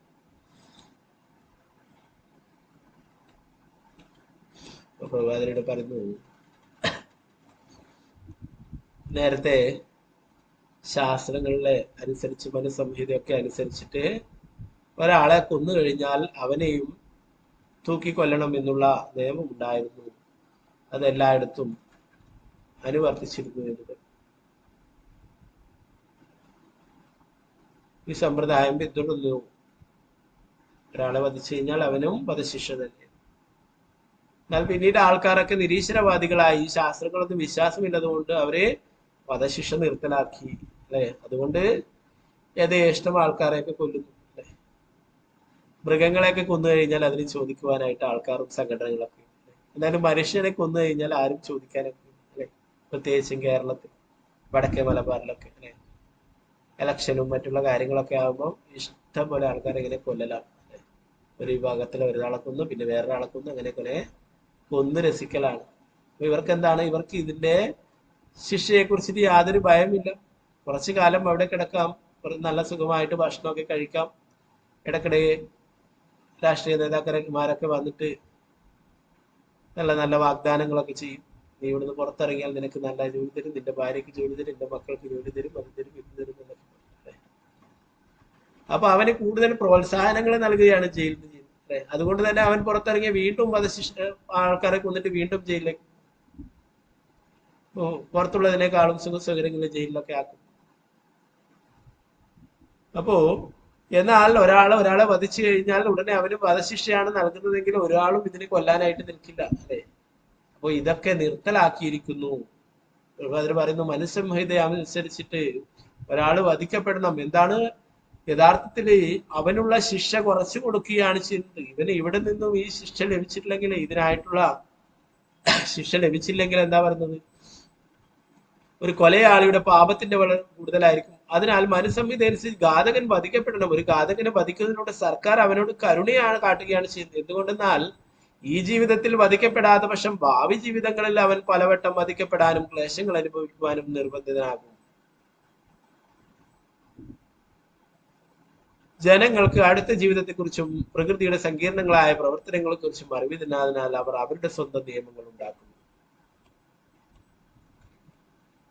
അപ്പോ ഇവിടെ നിന്ന് അവന് ശിക്ഷ ലഭിക്കുന്നില്ലെങ്കിൽ ഇവന് ഇവിടെ നിന്നും രാഷ്ട്രീയ സ്വാധീനവും മറ്റ് എല്ലാ പലതരത്തിലുള്ള സ്വാധീനങ്ങൾ കൊണ്ട്, പണത്തിന്റെയോ അധികാരത്തിന്റെയോ ഒക്കെ സ്വാധീനം കൊണ്ട് ഒരു കുറ്റവാളി ഇവിടുന്ന് രക്ഷപ്പെട്ടാലും തീർച്ചയായിട്ടും അവന് ശിക്ഷ ലഭിക്കും യമരാജന്റെ കോടതിയിൽ. ചിത്രഗുപ്തൻ എല്ലാ കാര്യങ്ങളും അവിടെ എഴുതി വെക്കുന്നുണ്ട്, അല്ലെ? ഓരോ പാപകർമ്മങ്ങൾ ചെയ്യുമ്പോഴും പലരും രാത്രിയുടെ മറവിലും മറ്റുള്ള അതിലൊക്കെ ആയിട്ടാകുമ്പോൾ ആരും കാണില്ല, ആരും തിരിച്ചറിയില്ല എന്നൊക്കെ വിചാരിച്ചിട്ടാണ് ചെയ്യുന്നത്, അല്ലെ? എന്നാൽ ഇവിടെയൊക്കെ ഭഗവാന്റെ CCTV ഉണ്ട് എല്ലായിടത്തും വെച്ചിട്ട്, അല്ലെ? സകല സ്ഥലങ്ങളിലും CCTV ആണ്. നമ്മുടെ അമ്പലങ്ങളിലൊക്കെ പലതരത്തിലുള്ള ആൾക്കാരും ഇവിടെ വരും. എല്ലാവരും ഭക്തന്മാരാവണമെന്നില്ല, അല്ലെ? പലതരത്തിലുള്ള മോഷണങ്ങൾ നടത്തും, പല കാര്യങ്ങളും ചെയ്യും. അപ്പൊ അതുകൊണ്ട് എല്ലായിടത്തും CCTV ആണ്. അപ്പൊ അതുപോലെ ഭഗവാൻ ഓരോ സ്ഥലത്തിലും, അല്ലെ? ചെറിയ ചെറിയ സ്ഥലങ്ങളുടെ വരെ പല സ്ഥലങ്ങളിലും CCTV, അല്ലെ? എന്തിനാണ്? ആൾക്കാർ എന്തെങ്കിലും കുറ്റകൃത്യങ്ങളൊക്കെ ചെയ്യുന്നത് കണ്ടുപിടിക്കാനായിട്ട്. അപ്പൊ ഇവിടെയൊക്കെ ഭഗവാൻ ഇവിടെയൊക്കെ CCTV വെച്ചിട്ടുണ്ട്. ആരൊക്കെയാണ് അവര്? സൂര്യചന്ദ്രന്മാർ, അല്ലെ? നേരത്തെ പറഞ്ഞു രാഹുവിനെ കുറിച്ചിട്ട്, രാഹു എന്ന ഗ്രഹത്തെ കുറിച്ച് വിവരിക്കുമ്പോൾ പറഞ്ഞു, അല്ലെ? രാഹു സിംഹഗയൻ എന്നുള്ള അസുരനാണ് അവിടെ ദേവന്റെ രൂപത്തിൽ വന്നിട്ട് അമൃത് വാങ്ങിച്ചു കഴിച്ചത്. അപ്പോൾ അവിടെ സാക്ഷിയായിട്ട് സൂര്യചന്ദ്രന്മാരുണ്ടായിരുന്നു. അവരാണ് മോഹിനിയോട് പറഞ്ഞത്, മോഹിനിമൂർത്തി നൽകല്ല, അവൻ അസുരനാണ്, അതിന്റെ പക തീർക്കലാണ് അവരോട് എന്ന് പറയുന്നത്, സൂര്യനെയും ചന്ദ്രനെയും. അപ്പൊ ഇവിടെ സൂര്യചന്ദ്രന്മാരും മറ്റുള്ള ഭൂമിയും മറ്റുള്ള വായുവും ഇവരൊക്കെ ഇവിടെ സാക്ഷികളായിട്ടുണ്ട്, അല്ലെ? കോടതിയില് സാക്ഷികളില്ല, അല്ലെ? നേരത്തെ പറഞ്ഞു കള്ളസാക്ഷികൾ പറയുന്നവർക്ക് ശിക്ഷ, നരകത്തിൽ വലിയ ശിക്ഷയുണ്ടെന്ന് പറഞ്ഞു, അല്ലെ? അപ്പൊ ഇവിടെ സാക്ഷികൾ ഇല്ലാത്ത പലരും പല കുറ്റകൃത്യങ്ങൾ ചെയ്തു കഴിഞ്ഞാൽ അവസാനം സാക്ഷികളില്ല, അതുകൊണ്ട് വെറുതെ വിടുന്നു ഇവനെ. നൂറുകണക്കിന് ആൾക്കാരുടെ മുന്നില് പകൽ സമയത്ത് പോലും വെട്ടിക്കൊലപ്പെടുത്തിയിട്ട് കോടതിയിലെത്തുമ്പോൾ സാക്ഷികളില്ല, അതുകൊണ്ട് ഇവനെ വെറുതെ വിടുന്നു. ഇവൻ കുറ്റകൃത്യം ചെയ്തതിന് സാക്ഷികൾ എന്താണ്? സാക്ഷികളൊക്കെ എന്തായി പോയി? അവർക്കൊക്കെ പണവും കാര്യങ്ങളൊക്കെ ഭീഷണിപ്പെടുത്തിയിട്ടും പണം കൊടുത്തിട്ടൊക്കെ സ്വാധീനിച്ചു. പിന്നീട് സാക്ഷി പറയാൻ ആരുമില്ല, അല്ലെ? അതുകൊണ്ട് അവൻ കുറ്റവിമുക്തനായി. എന്നാൽ ഭഗവാന്റെ കോടതിയിൽ, യമരാജന്റെ കോടതിയിൽ, ഭഗവാന്റെ സേവകനാണ് യമരാജൻ. യമരാജന്റെ കോടതിയിൽ യാതൊരു ഇളവും ലഭിക്കില്ല. അവിടെ സാക്ഷികളൊക്കെ കൃത്യമായിട്ടുണ്ട്. സൂര്യൻ, ചന്ദ്രൻ, ഭൂമി, ആകാശം, നക്ഷത്രങ്ങള് എല്ലാം, വായു എല്ലാം സാക്ഷികളായിട്ടുണ്ട്. അപ്പൊ അതുകൊണ്ട് അവൻ ഒരിക്കലും അവിടെ നിന്ന് രക്ഷപ്പെട്ടിട്ട് പോകാനായില്ല. അപ്പോ അവിടെ ശിക്ഷ ഭയാനകമാണെന്നാണ് പറഞ്ഞത്. ഇവിടുന്ന് ഒരാൾ കൊന്നതിന് ശാസ്ത്രപ്രകാരമുള്ള മനുസംഹിതയൊക്കെ അനുസരിച്ചുള്ള അവനെ തൂക്കിലേറ്റുകയാണെങ്കിലും അവന് കുറച്ചുകൂടി നല്ല കാര്യങ്ങളാണ് ചെയ്യുന്നത്. എന്താണ്? അവന് അത്ര കൂടുതൽ വിഷമങ്ങൾ അവിടെ സഹിക്കേണ്ടതായിട്ട് വരില്ലായിരുന്നു.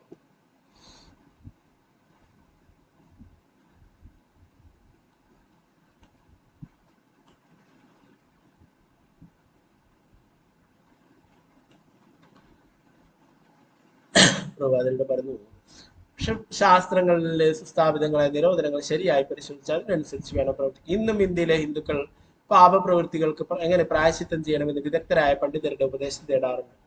ക്രിസ്തു മതത്തിലും കുംഭസാരവും അതുപോലുള്ള പ്രായശ്ചിത്ത പ്രക്രിയകളുണ്ട്. അതുകൊണ്ട് പ്രായശ്ചിത്തം ആവശ്യമാണ്. പ്രായശ്ചിത്തം ഒരുവന്റെ പാപകർമ്മങ്ങളുടെ ഗുരുതര സ്വഭാവം അനുസരിച്ചായിരിക്കും. അപ്പോൾ എല്ലാത്തിനും പ്രായശ്ചിത്തം ചെയ്യണം. ഇവിടെ പറയുന്നു ഹിന്ദു മതത്തിലുള്ള ആൾക്കാരും പ്രായശ്ചിത്തങ്ങൾ ചെയ്യാനായിട്ട് പണ്ഡിതന്മാരുടെ അടുത്തൊക്കെ പോയിട്ട് അല്ലെ പ്രായശ്ചിത്തം എന്താണ് ചെയ്യേണ്ടതെന്നൊക്കെ ചോദിച്ചാൽ അങ്ങനെ ക്രിസ്തു മതത്തിലുള്ളവരും ഒക്കെ ചെയ്യാറുണ്ട്. അപ്പൊ പ്രായശ്ചിത്തം ചെയ്തിട്ട് വീണ്ടും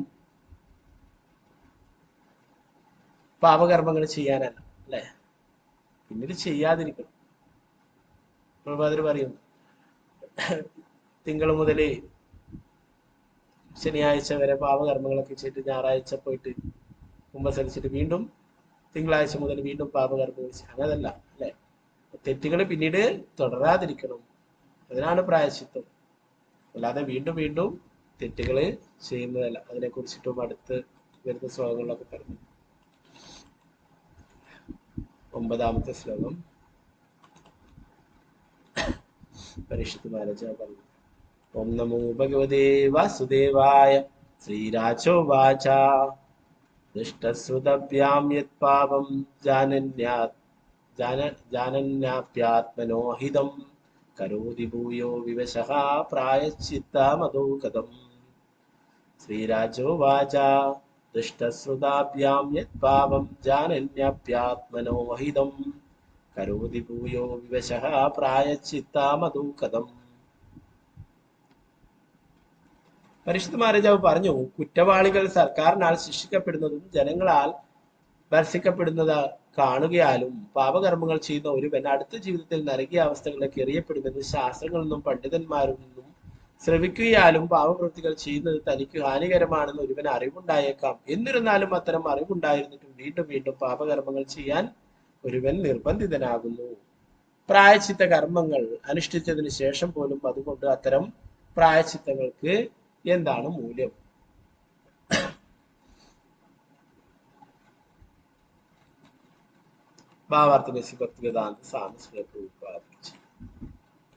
ചില മതവിഭാഗങ്ങളിൽ പാപിയായ ഒരു വ്യക്തി മതപുരോഹിതനെ സമീപിച്ച് തന്റെ അപരാധങ്ങൾ ഏറ്റുപറഞ്ഞ് കുമ്പസരിക്കുകയും പിഴയടയ്ക്കുകയും ചെയ്തതിനു ശേഷം വീണ്ടും അതേ പാപങ്ങൾ ചെയ്യുകയും വീണ്ടും കുമ്പസരിക്കുവാൻ പുരോഹിതനെ സമീപിക്കുകയും ചെയ്തു. പാപം തൊഴിലാക്കിയവന്റെ കുമ്പസാരമാണിത്. 5000 വർഷങ്ങൾക്ക് മുമ്പ് പോലും കുറ്റവാളികൾ പ്രായശ്ചിത്തം ചെയ്യുകയും വീണ്ടും കുറ്റകൃത്യങ്ങൾ ചെയ്യാൻ നിർബന്ധരായതുപോലെ അവയിൽ ഏർപ്പെടുകയും ചെയ്യുന്നതായി പരിശുദ്ധ മഹാരാജാവിന്റെ നിരീക്ഷണങ്ങൾ സൂചിപ്പിക്കുന്നു. അതുകൊണ്ട് ആവർത്തിച്ച് പാപകങ്ങളും പ്രായശ്ചിത്തങ്ങളും ചെയ്യുന്നത് അർത്ഥശൂന്യമാണെന്ന് പരിശുദ്ധ മഹാരാജാവ് തന്റെ പ്രായോഗിക അനുഭവത്തിൽ കണ്ടു. ഇന്ദ്രിയ ആസ്വാദനത്തിൽ ആസക്തനായ ഒരുവൻ എത്ര തവണ ശിക്ഷിക്കപ്പെട്ടാലും ഇന്ദ്രിയങ്ങളെ നിയന്ത്രിക്കുവാൻ പരിശീലിക്കുന്നത് വരെ വീണ്ടും വീണ്ടും പാപപ്രവൃത്തികൾ ചെയ്തുകൊണ്ടിരിക്കും. ഒരുവൻ പാപകർമ്മങ്ങൾ ചെയ്യാൻ ആഗ്രഹിക്കുന്നില്ലെങ്കിൽ പോലും ശീലം മൂലം അവ ചെയ്യാൻ നിർബന്ധനാകുന്നുവെന്ന് ഇവിടെ സൂചിപ്പിച്ചിട്ടുള്ള വിവശഃ എന്ന പദം സൂചിപ്പിക്കുന്നു. അതുകൊണ്ട് ഒരുവനെ പാപകർമ്മങ്ങളിൽ നിന്നും രക്ഷിക്കുന്നതിന് പ്രായശ്ചിത്ത പ്രക്രിയക്ക് ഒട്ടും മൂല്യമില്ലെന്ന് പരിശുദ്ധ മഹാരാജാവ് പരിഗണിച്ചു. ഈ പ്രക്രിയയുടെ നിരാകരണത്തെ കുറിച്ച് അടുത്ത ശ്ലോകങ്ങളിൽ അദ്ദേഹം കൂടുതൽ വിശദീകരിക്കുന്നു. ഈ ഒരു ശ്ലോകങ്ങൾ നമുക്ക് നോക്കാം. 10. ഓം നമോ ഭഗവതേ വാസുദേവായ. ക്വചിന്നിവർത്തതേ അഭദ്രാത് ക്വചിച്ചരതി തത്പുനഃ പ്രായശ്ചിത്തമതോ അപാർത്ഥം മന്യേ കുഞ്ചരശൗചവത്. ക്വചിന്നിവർത്തതേ അഭദ്രാത് ക്വചിച്ചരതി തത്പുനഃ പ്രായശ്ചിത്തമതോ അപാർത്ഥം മന്യേ കുഞ്ചരശൗചവത്.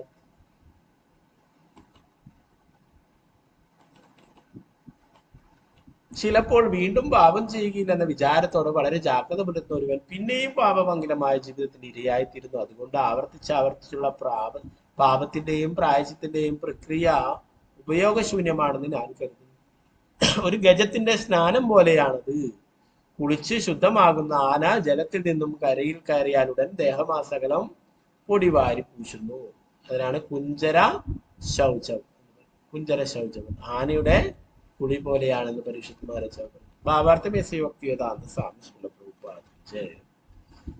ഒരു മനുഷ്യ ജീവിക്ക് നരകത്തിലേക്ക് പോകാൻ നിർബന്ധനാകാത്ത വിധം പാപകർമ്മങ്ങളിൽ നിന്നും സ്വയം മുക്തനാകാൻ കഴിയുന്നത് എങ്ങനെ എന്ന പരിശുദ്ധ മഹാരാജാവിന്റെ ചോദ്യത്തിന് പാപമംഗലമായ ജീവിതത്തിനുള്ള പ്രതികർമ്മം പ്രായശ്ചിത്തമാണെന്ന് ശുകദേവ ഗോസ്വാമി മറുപടി പറഞ്ഞു. ഈ രീതിയിൽ പരിശുദ്ധ മഹാരാജാവിന്റെ ബുദ്ധി പരീക്ഷിക്കുകയായിരുന്നു ശുകദേവ ഗോസ്വാമി. ഈ പ്രക്രിയ ശരിയാണെന്ന് സ്വീകരിക്കുവാൻ വിസമ്മതിച്ചുകൊണ്ട് പരീക്ഷയിൽ പരിശുദ്ധ മഹാരാജാവ് വിജയിച്ചു. ഇപ്പോൾ അദ്ദേഹം തന്റെ ആധ്യാത്മിക ഗുരുവായ ശിവദേവ ഗോസ്വാമിയിൽ നിന്നും ഒരു ഉത്തരം പ്രതീക്ഷിക്കുന്നു.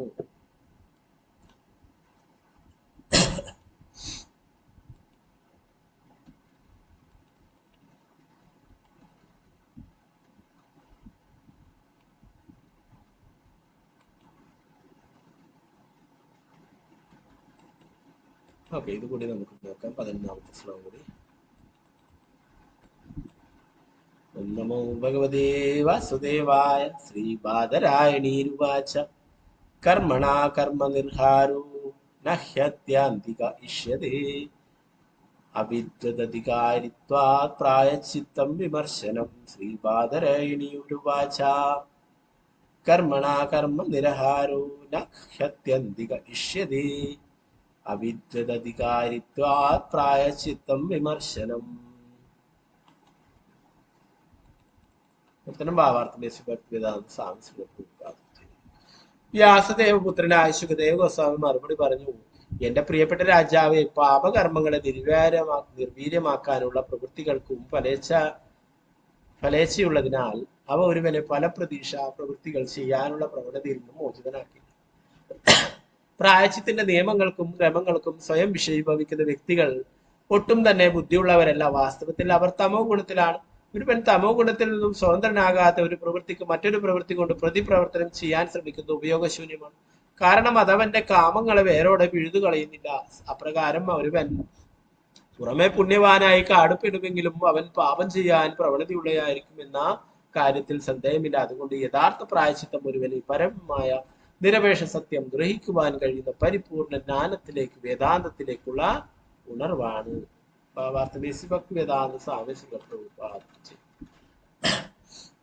ഗുരു ശുകദേവ ഗോസ്വാമി പരീക്ഷിത് മഹാരാജാവിനെ പരീക്ഷിക്കുകയും ഫലേച്ഛാകർമ്മങ്ങൾ ഉൾപ്പെടുന്നതിനാൽ പ്രായശ്ചിത്ത പ്രക്രിയയെ തള്ളിക്കൊണ്ട് പരീക്ഷിത് മഹാരാജാവ് പരീക്ഷാഘട്ടം മറികടക്കുകയും ചെയ്തു. ശുകദേവ ഗോസ്വാമി അഭ്യൂഹജ്ഞാനത്തിന്റെ തലം നിർദ്ദേശിക്കുന്നു. കർമ്മകാണ്ഡത്തിൽ നിന്നും ജ്ഞാനകാണ്ഡത്തിലേക്ക് പുരോഗമിച്ച അവൻ പ്രായശ്ചിത്ത വിമർശനം, യഥാർത്ഥ പ്രായശ്ചിത്തം പൂർണ്ണജ്ഞാനമാകുന്നു എന്ന് നിർദ്ദേശിക്കുന്നു. വിമർശന അഭ്യൂഹജ്ഞാനത്തിന്റെ പോഷണത്തെ പ്രതിപാദിക്കുന്നു. ഭഗവത്ഗീത ജ്ഞാനരഹിതമായ കർമ്മികളെ കഴുതകളോടാണ് സാദൃശ്യം ചെയ്തത്. ഭഗവത്ഗീത 7:15 കൃഷ്ണൻ പറയുന്നു, നമാം ദുഷ്കൃതിനോ മൂഢാ പ്രപത്യന്തേ നരാധമാ ബഹൃതജ്ഞാന ആസുരം ഭാവമാശ്രിത.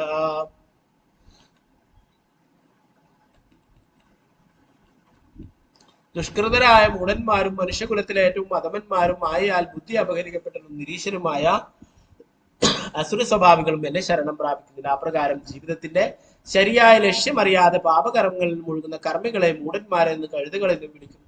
വിമർശന എന്ന പദത്തിനും ഭഗവത്ഗീത 15:15 വിശദീകരണം കൊടുത്തിട്ടുണ്ട്. അവിടെ കൃഷ്ണൻ പറയുന്നു, വേദേശ സർവേരഹമേവ വേദ്യ.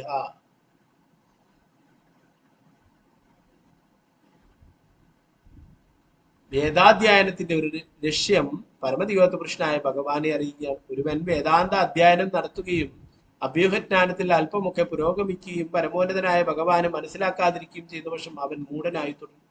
ഭഗവത്ഗീത 7:19 പ്രസ്താവിച്ചിട്ടുള്ളതുപോലെ ഒരുവൻ കൃഷ്ണനെ മനസ്സിലാക്കുകയും അദ്ദേഹത്തിന് സ്വയം സമർപ്പിതനാവുകയും ചെയ്യുമ്പോൾ ഒരുവൻ യഥാർത്ഥ ജ്ഞാനം നേടുന്നു. ബഹുനാം ജന്മനാമന്തേനാനുവാൻമാൻ പ്രവർത്തിയന്തേ വാസുദേവ സർവ്വവിധിം സമഹാത്മാസു ദുർലഭം. അതുകൊണ്ട് ജ്ഞാനമുണ്ടാക്കാനും ഭൗതിക മാലിന്യങ്ങളിൽ നിന്ന് മുക്തി നേടാനും ഒരുവൻ കൃഷ്ണനെ മനസ്സിലാക്കാൻ ശ്രമിക്കണം. അപ്രകാരം അവനെ എല്ലാവിധ പുണ്യപാപകർമ്മങ്ങളിൽ നിന്നും അവയുടെ പ്രതികരണങ്ങളിൽ നിന്നും വളരെ വേഗം മുക്തനാകാൻ കഴിയും.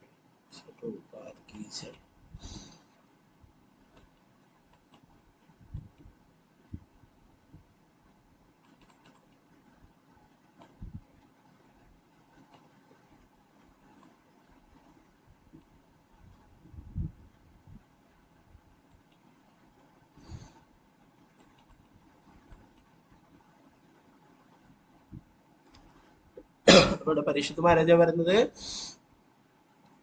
ഓരോരോ ആൾക്കാരും പാപപ്രവൃത്തികളൊക്കെ ചെയ്യും. അവന് അറിവുണ്ട്, ഇത് പാപമാണ്, കുറ്റകൃത്യമാണ്, അല്ലെ, അത് ചെയ്യുന്നു. പിന്നീട് പ്രായശ്ചിത്തം അനുഷ്ഠിച്ചതിന് ശേഷം വീണ്ടും പാപകർമ്മങ്ങൾ തന്നെ ചെയ്യുന്നു. അതുകൊണ്ട് എന്താണ് പ്രയോജനം എന്നാണ് പറയുന്നത്. ഇപ്പൊ പ്രഭാതയുടെ പറയുന്നു, ഓരോരോ ആൾക്കാർ പോയിട്ട് അപരാധങ്ങളൊക്കെ ചെയ്യുകയും പാപങ്ങളൊക്കെ ചെയ്യുകയും അതൊക്കെ ഏറ്റുപറയുകയും കുമ്പസരിക്കുകയും ചെയ്തിട്ട് പിന്നീട് വീണ്ടും പാപകർമ്മങ്ങൾ ചെയ്ത് വീണ്ടും കുമ്പസരിക്കുകയൊക്കെ ചെയ്യുന്നു. ഇതിങ്ങനെ ഒരു പാപം തൊഴിലാക്കിയതിന്റെ കുമ്പസാരമാണ്, അല്ലെ? യഥാർത്ഥത്തിൽ അതല്ല. വീണ്ടും പാപങ്ങൾ ചെയ്ത് ഒരു അബദ്ധത്തിൽ ചെയ്തു, ഇനി അത് ആവർത്തിക്കാതിരിക്കും, അല്ലെ? അങ്ങനെയാണ് യഥാർത്ഥത്തില് അതിൽ നിന്നും പ്രായശ്ചിത്തമായിട്ട് ചെയ്യുന്നത്. അല്ലാതെ പ്രായശ്ചിത്തം ചെയ്തിട്ട് വീണ്ടും പാപകർമ്മങ്ങൾ ചെയ്യുന്നതല്ല. അപ്പൊ അതുകൊണ്ട് ആവർത്തിച്ച് ആവർത്തിച്ച് പാപകർമ്മങ്ങളും പ്രായശ്ചിത്തങ്ങളും ചെയ്ത് അർത്ഥശൂന്യമാണെന്ന് പരീക്ഷത്ത് മഹാരാജാവ് പറഞ്ഞു.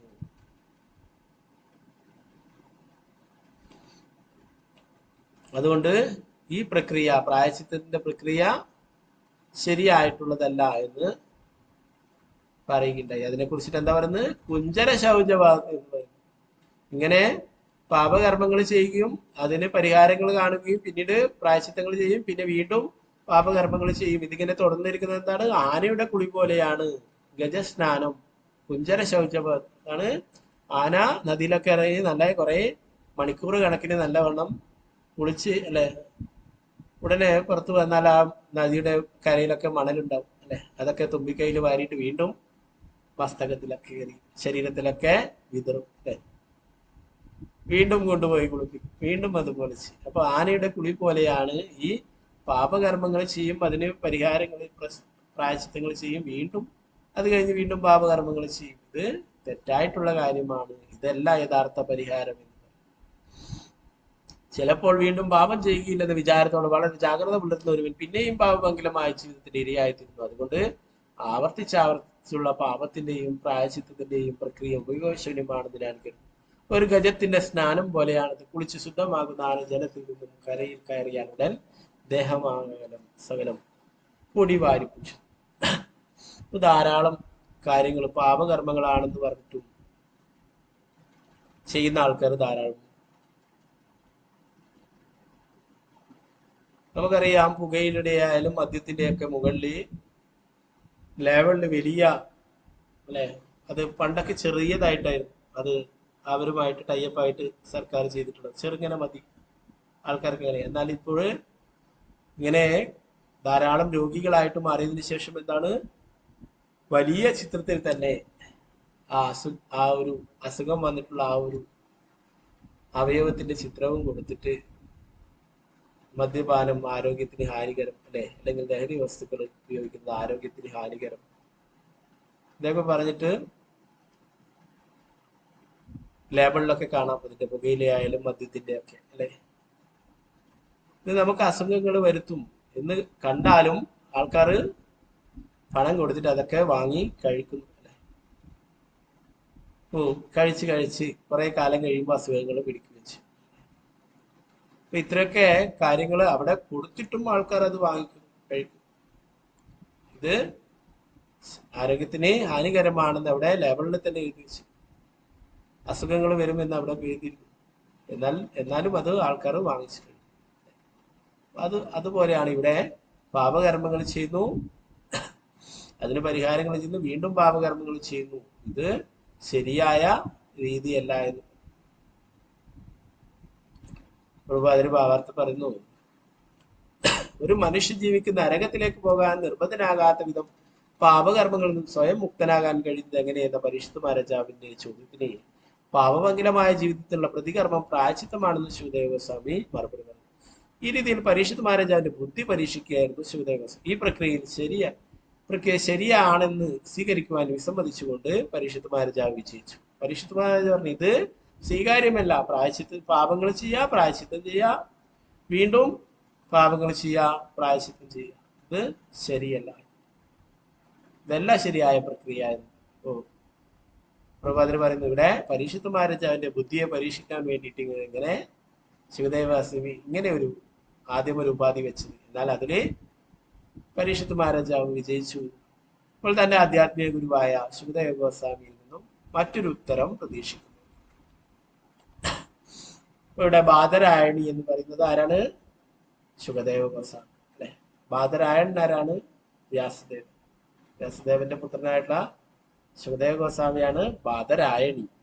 ബാദരായണി രൂപാച ശുകദേവ ഗോസ്വാമി പറഞ്ഞു.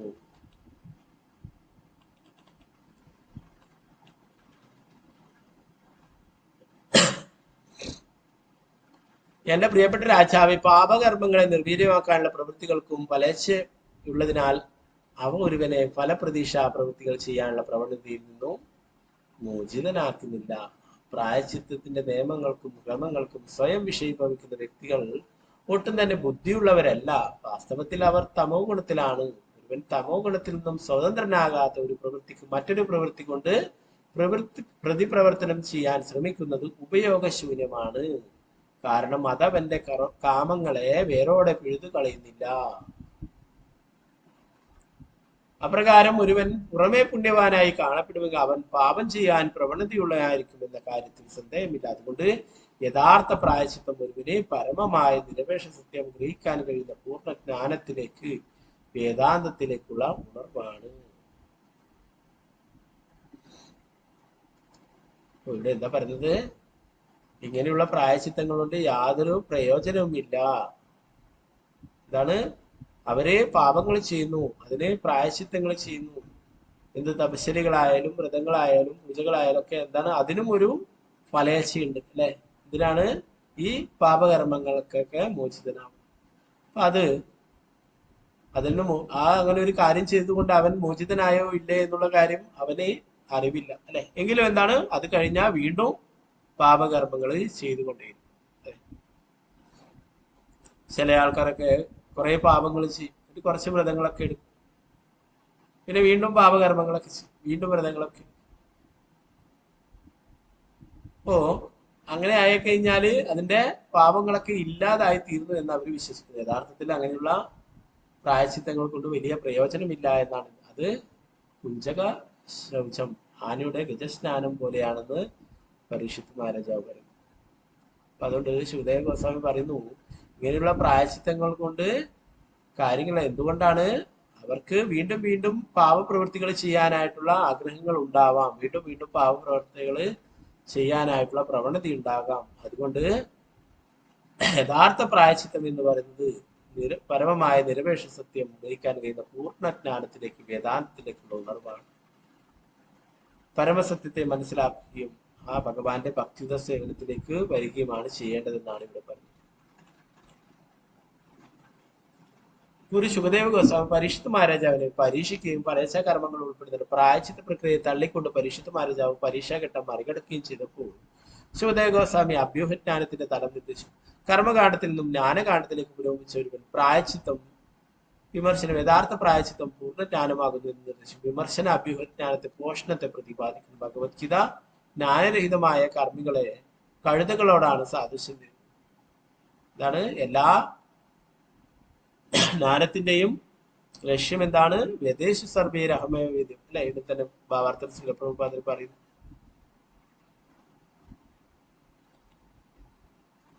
എല്ലാ വേദങ്ങളും പഠിക്കുന്നവരും ജ്ഞാനം നേടുന്നതിന്റെ ഒക്കെ യഥാർത്ഥ ഉദ്ദേശം എന്താണ്? കൃഷ്ണനാണ് പരമദിവ്യോത്ത കൃഷ്ണൻ എന്നുള്ള ഭഗവാനെ കുറിച്ച് അറിയുകയാണ്. ഇത് ചെയ്യുന്നില്ലെങ്കിൽ ജ്ഞാനം ലഭിച്ചത് കൊണ്ട് മാത്രം യാതൊരു പ്രയോജനമില്ല.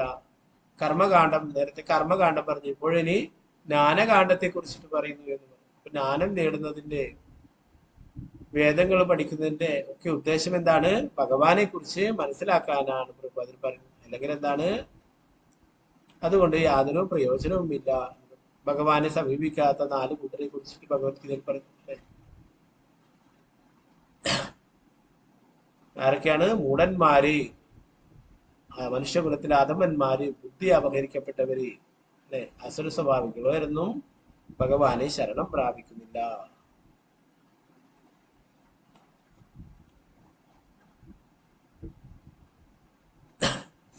ഭഗവത്ഗീത 7:19 സ്ഥാപിച്ചിട്ടുള്ളത് പോലെ ബഹുനാം ജന്മനാമന്തേനാനുവാൻമാൻ പ്രവൃത്തി വാസുദേവ സർവമിതിയും സമഹാത്മാ സുഖം.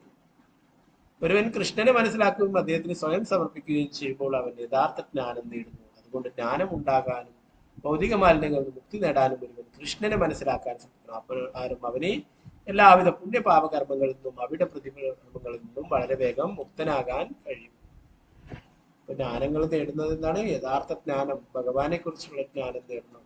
കൃഷ്ണനാണ് പരമദിവ്യോത്ത കൃഷ്ണൻ എന്നുള്ള സത്യം മനസ്സിലാക്കിയിട്ട് ഭഗവാന്റെ ഭക്തി സേവനങ്ങളിൽ ഏർപ്പെടണം. അല്ലെങ്കിൽ എന്താണ്? ജ്ഞാനം കൊണ്ടും യാതൊരു പ്രയോജനമില്ല എന്നത്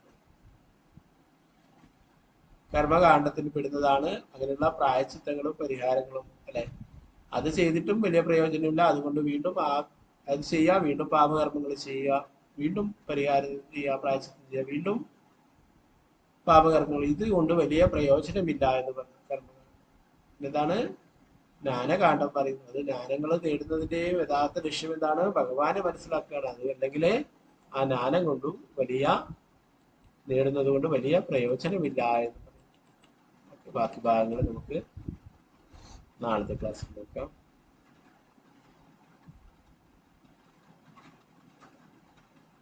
ग्रंथराज श्रीमद् भागवतम जय श्री प्रभुपाद जी गुरुराज जी हृदय गौर प्रेमानंदे हरे कृष्ण पंचकल्पतरूपश्च कृपा सिन्धुभ्यः च पतितानां पावनेभ्यो वैष्णवेभ्यो नमः.